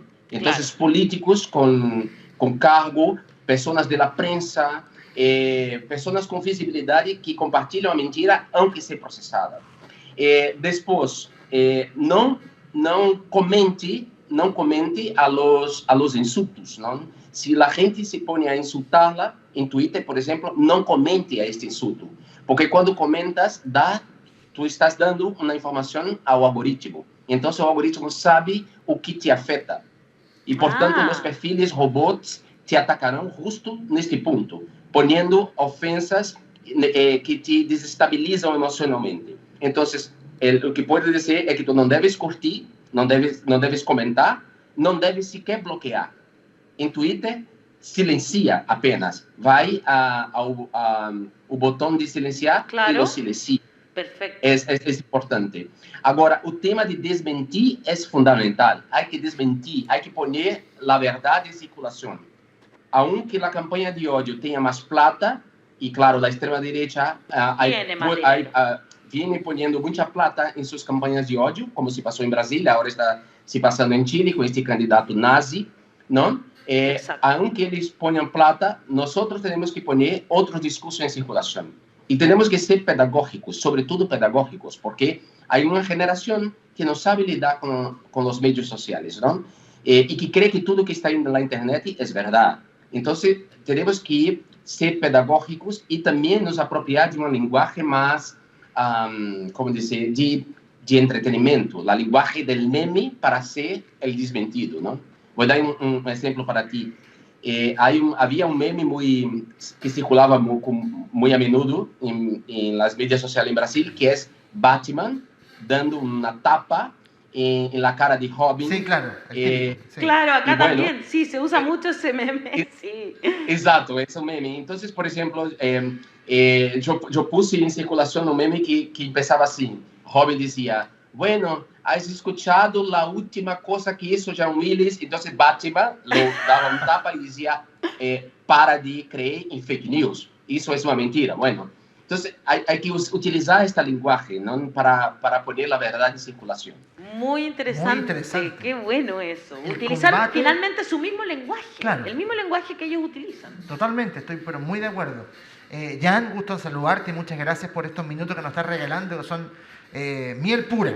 Nos dan muchos elementos interesantes. Pero tú que fuiste víctima de amenaza, que tuviste que irte de tu país, que pertenece al mundo de la diversidad sexual también, me gustaría que nos pudieras retratar cómo esta odiosidad fue creciendo progresivamente en Brasil, porque te digo, acá también ha habido polémica. Es cierto que la gran mayoría de la comunidad de la diversidad sexual apoya a Gabriel Boric. Han habido casos también de otras personas de la diversidad que apoyan a Kast, lo que ha sido muy controversial. Ha generado esto mucha polémica acá. Y ellos no ven esta amenaza. Otros se la tratan de ilustrar, pero como que se resisten. ¿De qué manera funciona esto para que tú le puedas explicar a la gente, particularmente al mundo de la diversidad? Bueno, la extrema derecha, no voy a hablar de Brasil, ¿no? La extrema derecha en Brasil empezó a unir a la gente, ¿no? A catalizar los odios a través de este tema de la sexualidad y del tema de género, ¿no? Empezaron a propagar a producir uma histeria coletiva acerca del futuro de los niños. Entonces empezaron a distribuir, a compartilhar en las mídias sociales la mentira de que había un kit gay, ¿no? Un material que iba a convertir a los niños en homosexuales, ¿no? y decían que, por ejemplo, los hospitales irían cambiar el sexo de los niños obligatoriamente, caso el PT venciese las elecciones. Claro, estas mentiras son estúpidas para nosotros que las escuchamos y decimos, bueno, no hay personas que van a acreditar en eso. Pero sí hay personas que van a acreditar, porque esas personas llevan consigo prejuicios acerca de la comunidad LGBTI. Entonces, cuando mira a una noticia de esa, piensa inmediatamente en sus propios hijos, ¿no? Y dicen, bueno, no quiero que mi hijo sea homosexual, ¿no? O no quiero que mi hijo cambie de sexo.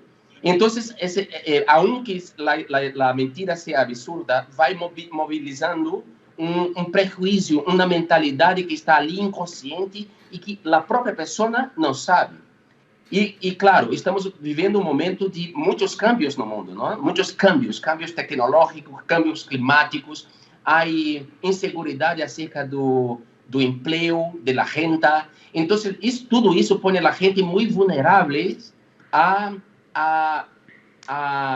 como dizer, manipuladores como Cast, como Bolsonaro, claro, porque es muy fácil para esa gente creer que la solución está en culpar a alguien, ¿no? Entonces, en vez de mirar que Chile enfrenta un problema serio que tiene que ver con la economía mundial, que tiene que ver con los cambios climáticos, que en vez de encarar que la violencia es compleja, no, la gente prefiere creer que existen culpables. Entonces, los culpables son los inmigrantes, los culpables es la comunidad LGBTI. Y esta economía psíquica es muy buena para la gente, porque ella piensa, bueno, si ponemos límite a los homosexuales, todo estará resolvido, ¿no? Cast ofrece soluciones muy simples, muy sencillas, no soluciones complexas. Y todos los autoritarios hacen eso, ofrecen soluciones muy sencillas para problemas complejos. Y claro, eso fascina a mucha gente. Y la gente de izquierda progresista, por otro lado, dijo, bueno, este tío no va a avanzar. Bueno, Chile no será capaz de votar a un idiota desse que mente de esta manera, que hace una campaña de odio de esta manera. Bueno, sí es posible.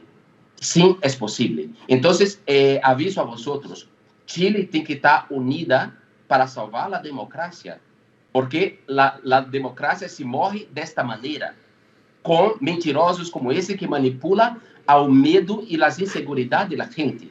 E sim, estamos vivendo um momento de inseguridade e momentos de cambios, não? Claro. Cambio, como dijo, muito profundo, tecnológicos. A pandemia nos ha posto em uma situação muito delicada, pero, claro, teremos medo, teremos inseguridade, mas não é certo crer que o problema está em los imigrantes, que o problema está em las mulheres feministas, que o problema está em la comunidade LGBTI. Não, a solução não está em sacar direito dessa gente, a solução não está em cerrar as fronteiras a los imigrantes, a solução está em oferecer um estado de bem-estar social, a solução está em tajar as grandes fortunas, não? A segurança está em enfrentar os mentirosos, a acreditar na ciência, não nesse tipo de ódio. E claro, a extrema direita está disposta a tudo, pelo menos em Brasil. Assassinaram a Marielle Franco com 13 tiros. Marielle recebeu uma rajada de metralhadora com 13 tiros que atingiram seu rosto, que deformaram seu rosto. Junto com ela, morreu a Anderson, que era, para a extrema-direita, um efeito colateral, porque queriam matar a Marielle para dar uma señal a toda a esquerda. A extrema-direita foi capaz de, claro, arrestar a Lula por um ano e a mover contra Lula uma campanha de lawfare, utilizando as leis contra Lula, através de um juiz corrupto. A extrema-direita me puso na situação de me mandar embora do país porque deteriorou todos os espaços onde eu poderia atuar com segurança. Então, digo a Chile que has vivido um passado tenebroso com Pinochet, não te fies em um tipo como Cast. A democracia está ameaçada. A liberdade de expressão estará ameaçada. la libertad política estará amenazada y sobre todo las minorías estarán amenazadas. Entonces, no creí, sobre todo el campo progresista, que las cosas malas no van a pasar caso este tío venza, porque creo que no va a vencer, quiero creer que no va a vencer. Claro, bueno, no porque sé si me les dan entendí. cierto, se entiende perfecto, Jan. Aquí, de hecho, nos escriben y nos dicen que los años en que la Che estuvo muy en auge en Chile nos dieron la capacidad de entender el portuñol de muy buena manera. Así que no te preocupes, se entiende muy bien lo que estás diciendo. ¿Hassan? Sí, hola John. Muchas gracias por el mensaje de esperanza y también la advertencia sobre lo que podría pasar. En Chile hay mucha gente que sí está con susto por el riesgo de un futuro gobierno de José Antonio Kast. Y lo que has descrito hasta ahora es el riesgo de las redes sociales.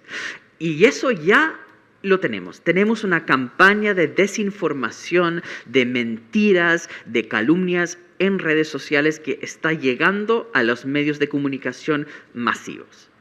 Lo que podría pasar con un gobierno de Kast, como pasó con Bolsonaro, es que se mete también el Estado.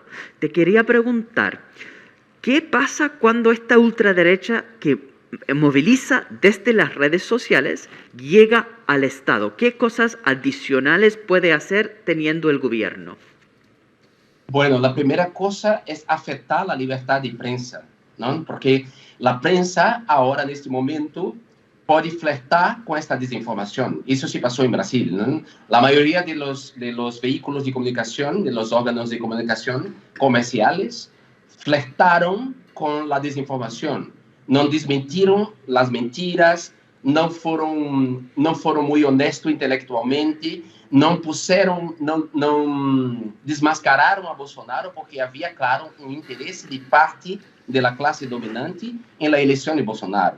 E os meios sociais, os meios de comunicação em Brasil, pertencem a uma parte da classe dominante. Então, eles, digamos, adocicaram a imagem de Bolsonaro, não? E quando Bolsonaro venceu as eleições, a primeira coisa que hizo foi atacar a prensa. Atacar a prensa por todos os meios que tendría, não? Que tendría. Em termos financeiros, ou seja, cortou o investimento estatal de propaganda en los medios de comunicación y empezó a atacar a los periodistas. Claro, porque los periodistas son empleados, son obreros, son trabajadores, ¿no? Aunque algunos periodistas se comporten como si fueran los dueños de los medios, son empleados. Entonces, como empleados, empezaron a sufrir el ataque del Estado, ¿no? La persecución del Estado contra su trabajo, sobre todo durante la pandemia, la primera ola de la pandemia, los periodistas fueron demasiadamente atacados por el gobierno Bolsonaro. Y el gobierno Bolsonaro creó una estructura paralela de comunicación que desinformaba y desinforma todo el tiempo, concorriendo con la propia prensa, llevando la prensa al descrédito. Entonces, eso es lo que pasa. Segundo, es que la extrema derecha usará la estructura estatal para perseguir la oposición política. Claro, porque la extrema derecha no quiere la oposición política, no quiere la crítica política, ¿no? La extrema derecha quiere construir, claro, una paz de cementerios, ¿no? La paz de cemiterio es una paz sin voz de la izquierda o la oposición. Mientras la izquierda, cuando gobierna, siempre garantiza el derecho a la derecha tener voz, la derecha y la extrema derecha actúa de manera a quitar la voz de la izquierda y de los progresistas. Habrá ataque a las minorías y a los movimientos sociales, ¿no? Sobre todo a los grupos feministas, a los grupos LGBTI, seguramente, y en Chile, si hay una organización de movimientos indígenas negros, será atacado, ¿no? Porque la extrema derecha es supremacista blanca, cree en la supremacía blanca. Es misógina y machista.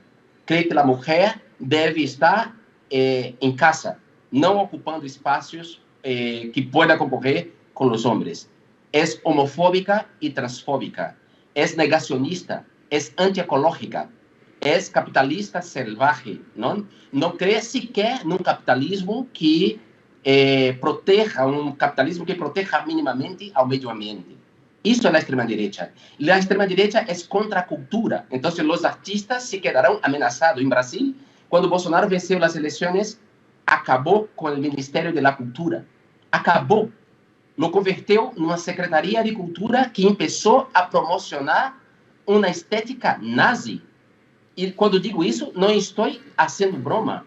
El secretario de Cultura se puso, hizo un vídeo en que reproducía el discurso de Goebbels, tal y cual, cambiando solamente algunas palabras, y al fondo había una ópera de Wagner, que era la ópera preferida de Hitler. Wow. O sea, estamos lidando con un neonazismo en Latinoamérica. No podemos dejar que eso se pase. Están escribiendo en nuestras redes sociales, te están mandando saludos, Jan. Esme Berto dice, qué excelente testimonio. El Pato dice, suena calcado a lo que está pasando en Chile. Te mandan muchos también dibujos muy bonitos. Y Gloria Galvez dice, Hernán Salinas dice, qué gran invitado y su español es muy claro, para que te quedes tranquilo. Y José Galás dice, educación ciudadana solo en la voz de los que sobran, bravo.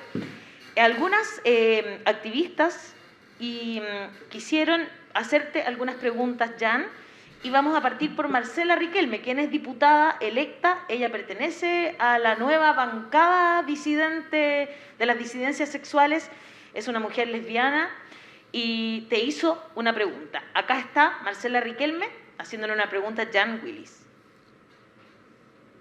Hola Jan, bienvenido a Chile. Es un honor para mí poder dirigirme a ti, dirigirte estas palabras, sabiendo la tremenda lucha que tú, así como Mariel Franco, dieron en Brasil, y este exilio al que has tenido que optar en España para proteger tu vida. Empatizamos con todo lo que sientes ahora. Estamos a puertas de dos posibilidades de gobierno, y una de esas posibilidades es un gobierno de ultraderecha, fascista. Estamos con miedo, estamos preocupados, las mujeres y la comunidad LGTBIQ+, con mayor razón. Mi pregunta es, no solo frente a esto, sino frente a un Congreso que va a estar equiparado en sus fuerzas.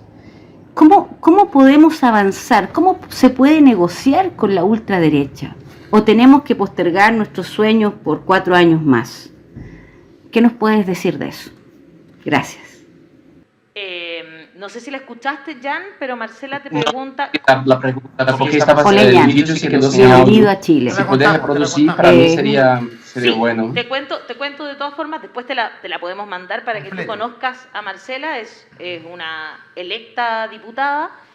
Ella además es diputada por una zona que es una zona campesina, una zona rural, de mucha, que en general ha sido muy de derecha, ¿no? Entonces ella te pregunta, dice, como estamos ante estas dos posibilidades, una que es, ¿no es cierto?, la que tiene que ver con los cambios y transformaciones que creemos necesita nuestro país, y otra que tiene que ver con algo muy similar a Bolsonaro. Entonces ella pregunta y te dice, ¿cómo se negocia con la ultraderecha?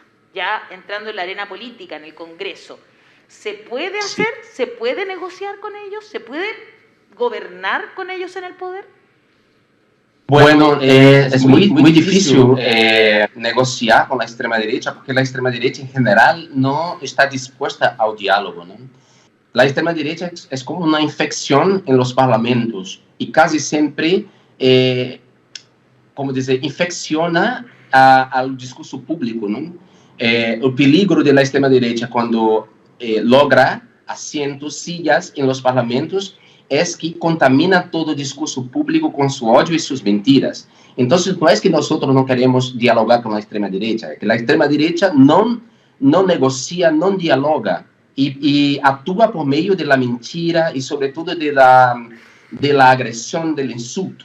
Entonces, ahora en casi todos los parlamentos se ve una especie de pérdida de la liturgia de los parlamentos, de un cierto respeto mientras se habla y se discute en los parlamentos, porque la extrema derecha va a la tribuna y empieza a decir insultos, improperios y a interrumpir a las mujeres, sobre todo a las mujeres cuando hablan, a las minorías. Entonces, no es que nosotros no queremos hablar con ellos no quieren hablar, ¿no? Y también la extrema derecha hace con que la derecha, que debería se comportar de manera democrática, empiece a pender, a caer a la extrema derecha, porque la extrema derecha empieza a sacar votos de la derecha y la derecha, entonces, para mantener sus votos, va radicalizando su discurso. Entonces, parlamentarios de derecha que antes, por ejemplo, no tenía problema con la legalización del aborto, empieza a hacer un discurso contra la legalización del aborto, utilizando las mentiras de la extrema derecha porque no quiere perder voto. Entonces, la extrema derecha es una especie de infección. Contudo, claro, la democracia es la gran contradicción, el gran paradoja, la gran paradoja de la democracia, que es cómo ser tolerante con los intolerantes, ¿no? Porque ellos son intolerantes y nosotros demócratas tenemos que mantener un nivel de tolerancia, incluso de soportar esos discursos, ¿no? De no quitar la voz de quien profere esos discursos. Pero hay un límite para todo eso, ¿no? Si la extrema derecha está, ¿cómo decir?, convocando a la gente contra una minoría, el principio mismo de la democracia está amenazado, porque la democracia no es la voluntad, las ganas de la mayoría, la voluntad ni las ganas de las mayorías. La democracia es la protección de las minorías, porque, por ejemplo, en una democracia, una mayoría no puede decidir a masacrar a una minoría étnica. La democracia no puede decidir, bueno, vamos a matar todos los indígenas, como Hitler decidió en Alemania, ¿no? Vamos a proponer una solución final. Vamos a matar a todos los judíos, a todos los gitanos, a todos los homosexuales y a todos los comunistas y a todos los discapacitados. Son todos en el pensamiento nazista, ¿no? El pensamiento nazi lo trataban como basura. Entonces decidieron matarlos en las cámaras de gas y en los campos de concentración, los pelotones de fusilamientos. Eso no es democracia. Entonces la democracia se caracteriza por la protección de las minorías contra, claro, las arbitrariedades de las mayorías. Por eso digo, nós temos uma tarefa muito difícil, que é, claro, lidar com esse discurso público da extrema-direita, sem, todavia, nos convertermos em los monstros que são eles. O grande desafio de nós está em manter nossa humanidade a qualquer custo, mientras lidamos com monstros. Não podemos nos converter em monstros.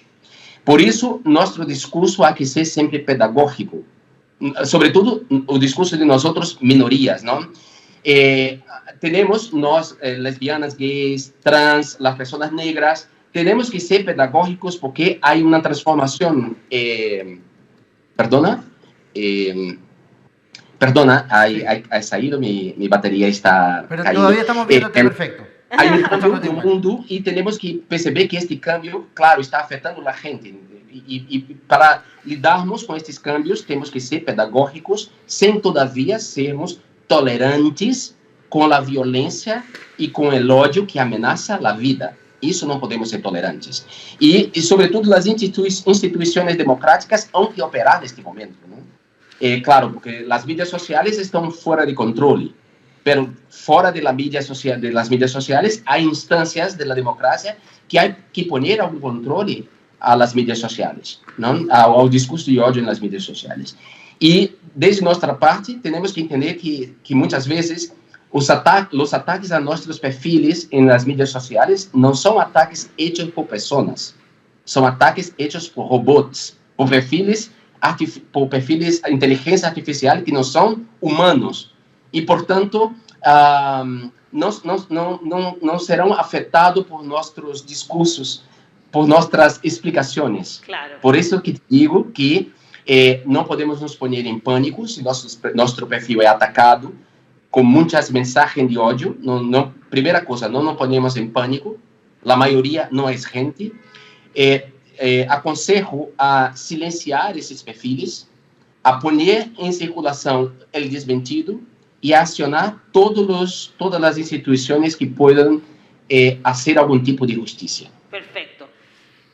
Están todos muy atentos a justamente estas recomendaciones tuyas, Jan. Les han gustado muchísimo.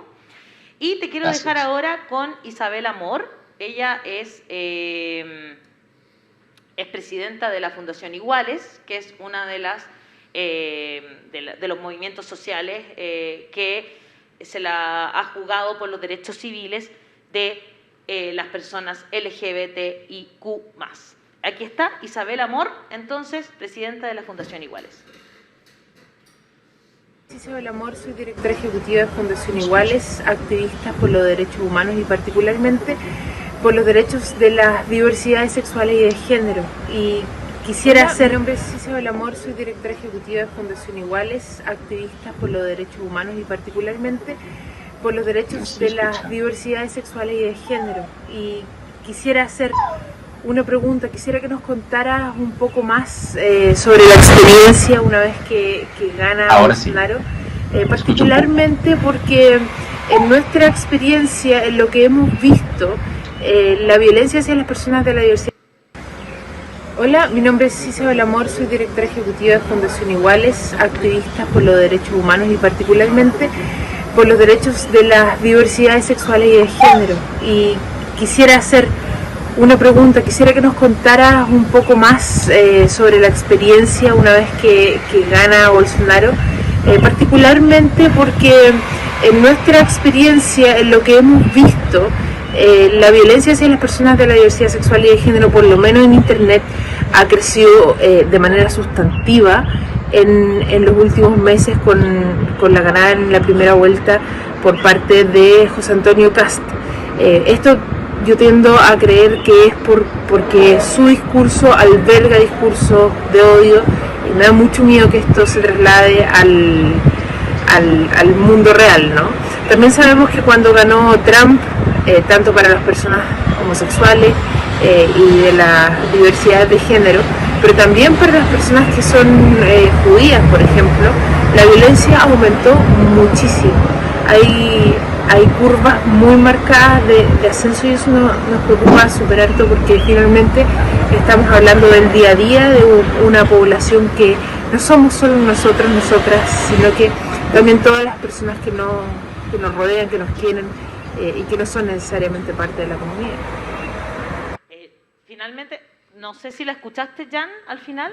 No escuché. Bueno, Isabela, perdona, porque creo que hay un problema técnico con Me disculpo por ese problema técnico, pero básicamente ella te pregunta si puedes contar tu experiencia, en realidad te pide, desde que Bolsonaro fue elegido, porque lo que nosotros hemos visto, que ya que Kast ganó en la primera vuelta, ha aumentado muchísimo la violencia a través de las redes sociales hacia la comunidad LGBTIQ+, y todos, y esto afecta a todos quienes nos quieren, nos están alrededor nuestro, ¿no? A nuestras familias, a nuestros amigos, amigas. Entonces ella te pregunta eso, si puedes contar ¿cómo fue tu experiencia cuando Bolsonaro fue elegido? Bueno, quiero agradecer a Marcela y a Isabela a las dos que me enviaron preguntas. Perdona porque el problema técnico no me permitió, pero las dos preguntas son muy buenas. Bueno, yo voy a decir una cosa a vosotros. La homofobia fue la principal emoción política, el principal odio, la principal manifestación de odio que es responsable por la victoria de Bolsonaro, ¿no? Bolsonaro no habría sido elegido si su campaña no hubiera manipulado la homofobia de manera que manipuló. Y esta campaña de odio y de mentira, por ejemplo, había dos mentiras principales en la campaña de Bolsonaro, ¿no? Las dos mentiras se relacionaban con la comunidad LGBTI. La primera decía que si caso el PT, el Partido de los Trabajadores, venciera las elecciones, iba a las creches, no sé si cómo se habla creche en castellano, pero las escuelas para niños muy pequeños recibirían a un biberón con un penis de la punta, ¿no? Un biberón cuya punta era un penis. Y en portugués decíamos mamadera de piroca, ¿no? Ellos decían. Y esta mentira, esta fake news, era un vídeo que un tipo bolsonarista lo hizo, pegó a un de esos pines que se vende en sex shop, puso en el biberón, filmó y decía, bueno, mira, que sus niños que va a pasar con sus niños en las creches, en las pequeñas escuelas, ¿no? Este vídeo, esta primera mentira, y la segunda mentira era el kit gay, ¿no? La idea de que las escuelas deberían recibir un material didáctico que iba a enseñar a los adolescentes a ser homosexuales.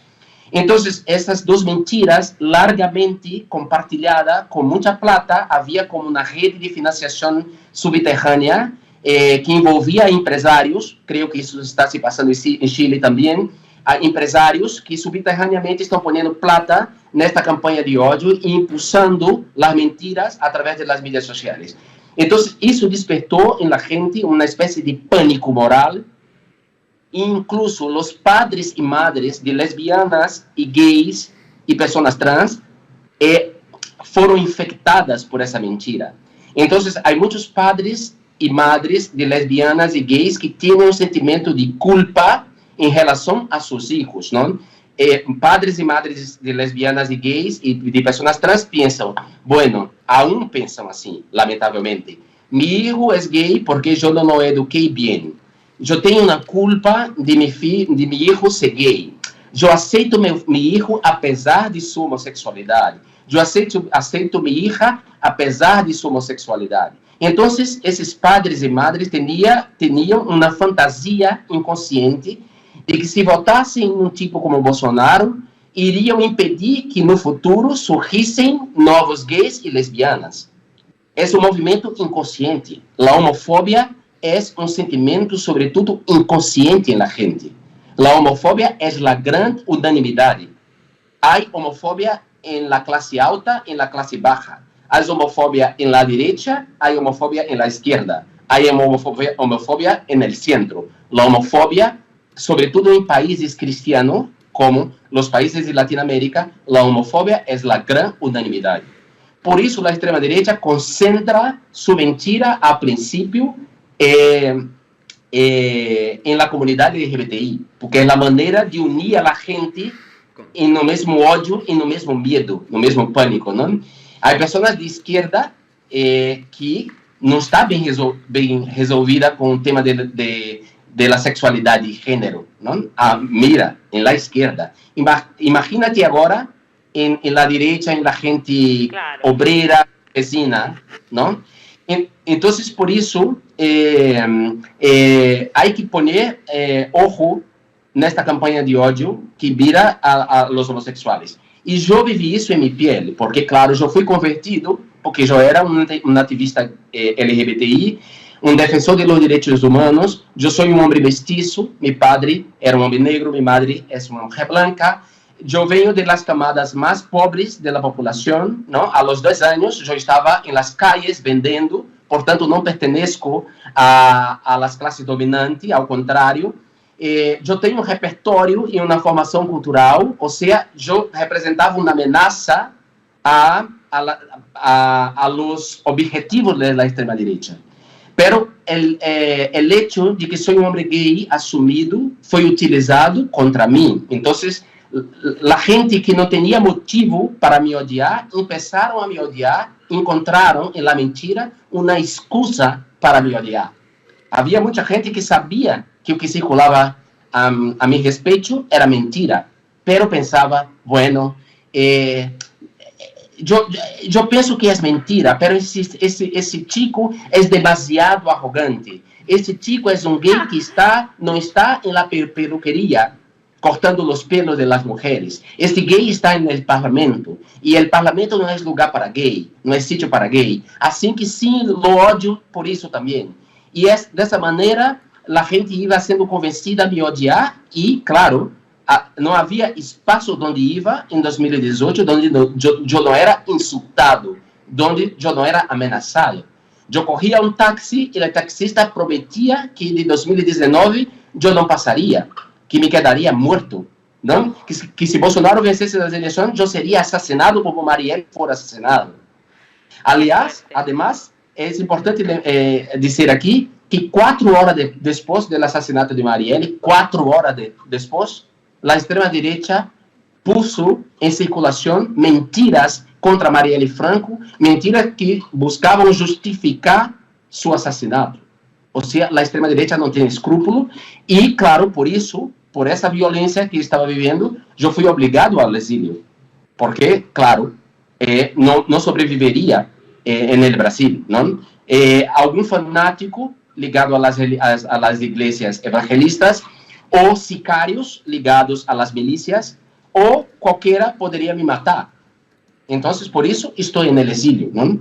Y claro, no vos fíen, no vosotros, pone ojos, porque si este tipo vence las elecciones, la disidencia política, no solamente la disidencia sexual, sino la disidencia política, empezará a ser perseguida de manera muy violenta, ¿no? Porque esta violencia que se pasa ahora en las medias sociales, sairá de las medias sociales y se concretizará en la vida, como se pasa en Brasil. Brasil colecciona muchos casos de violencia y de brutalidad, no solamente de fanáticos, sino de la propia policía, ¿no? Que la policía empieza a ser infectada por ese discurso y utilizar la fuerza y las armas contra la gente. Y acá en Chile... Por eso hay que tener ojos. Sí, y acá en Chile peor aún, porque las policías ya están fanaticadas, son fanáticos de tiene una cultura de ultraderecha. Exacto, hay una desde su formación. Exactamente, entonces es muy complejo lo que tú estás relatando, y cómo las personas comunes se van empapando de estos discursos. Jan, te queremos agradecer estar esta mañana en La Voz de los que Sobran, y queremos escuchar un mensaje final tuyo para que este domingo 19 de diciembre, chilenas, chilenos, chilenes, salgamos a las calles y vayamos a votar y elijamos por qué estilo de vida queremos optar. Bueno, que digo es que piensen que la democracia tiene mucho problema, pero no hay ninguna otra forma de gobierno, no hay ningún otro sistema mejor que la democracia, ¿no? Entonces, tenemos que votar en alguien que cree en la democracia, en alguien que garantice un estado de bienestar social a sus hijos, a las personas que se quedarán aquí, ¿no? Piensa en tu libertad, piensa en las cosas que tú gostas de hacer y que tú quieres preservar, ¿no? En términos, claro, no solamente digo de placer, pero de convivencia. Así que da un voto pensando en la democracia, pensando en la convivencia de los diferentes, pensando que la diversidad es lo mejor de nosotros seres humanos, ¿no? Que nosotros tenemos derecho a la libertad y el otro también, que la vida nos es cara, no es maravillosa, no es importante, pero también es importante para nosotros. Y, portanto, un candidato que vocaliza un sentimiento de odio contra quien quiera no es un buen candidato para gobernar un país. Y, sobre todo, un candidato que recupera a un pasado tan reciente de brutalidade, torturas e violência, não é um bom candidato para o país. Então, domingo, votem por la democracia, votem por la diversidade, votem por las minorias, votem por la naturaleza, votem por el futuro. É isso. Muchas gracias. Jan Willis, periodista, activista LGBTIQ+, y exdiputado de Brasil. Te queremos mucho. Muchas gracias por esto. Dante dice, un lujo de entrevistados, saludos y un gran abrazo, por favor, para Jan. Y Marisol Litves Espinosa y Ruth Riquelme dicen que van a compartir la entrevista en todas sus redes sociales para informar también a aquellos que no nos estaban viendo. Un abrazo. Muchas gracias. Muchas gracias. ti. Pido disculpas una vez más por mi portuñol, pero espero que te haya quedado todo muy claro. Quedó muy claro. Un abrazo enorme. Muchas gracias, Jan. Chao, chao. Beijo. Chao. Qué tremenda entrevista con la que terminamos el programa del día de hoy. Me siento muy feliz de que hayamos podido tener a Jan Willis esta mañana, a pesar de algunos pequeños problemas técnicos. Le pedimos disculpas a Felipe Parada, que también había hecho una pregunta, pero se la vamos a mandar a Jan para que las tenga las tres guardadas, la de Marcela Riquelme, la de Isabel Amor y la de Felipe Parada, activistas LGBTIQ+, que también están preocupados en nuestro país por sus vidas. Así de sencillo. No estoy exagerando, lo sé que no estoy exagerando. Así que les dejo un abrazo a todas y a todos. Pónganle like al programa de hoy, que tuvimos estos dos tremendos entrevistados, Marco Kremerman y Jan Willis. Así que, y recuerda que el domingo tenemos que despinochetizarnos. Un abrazo. Chao, chao. Chao, chao.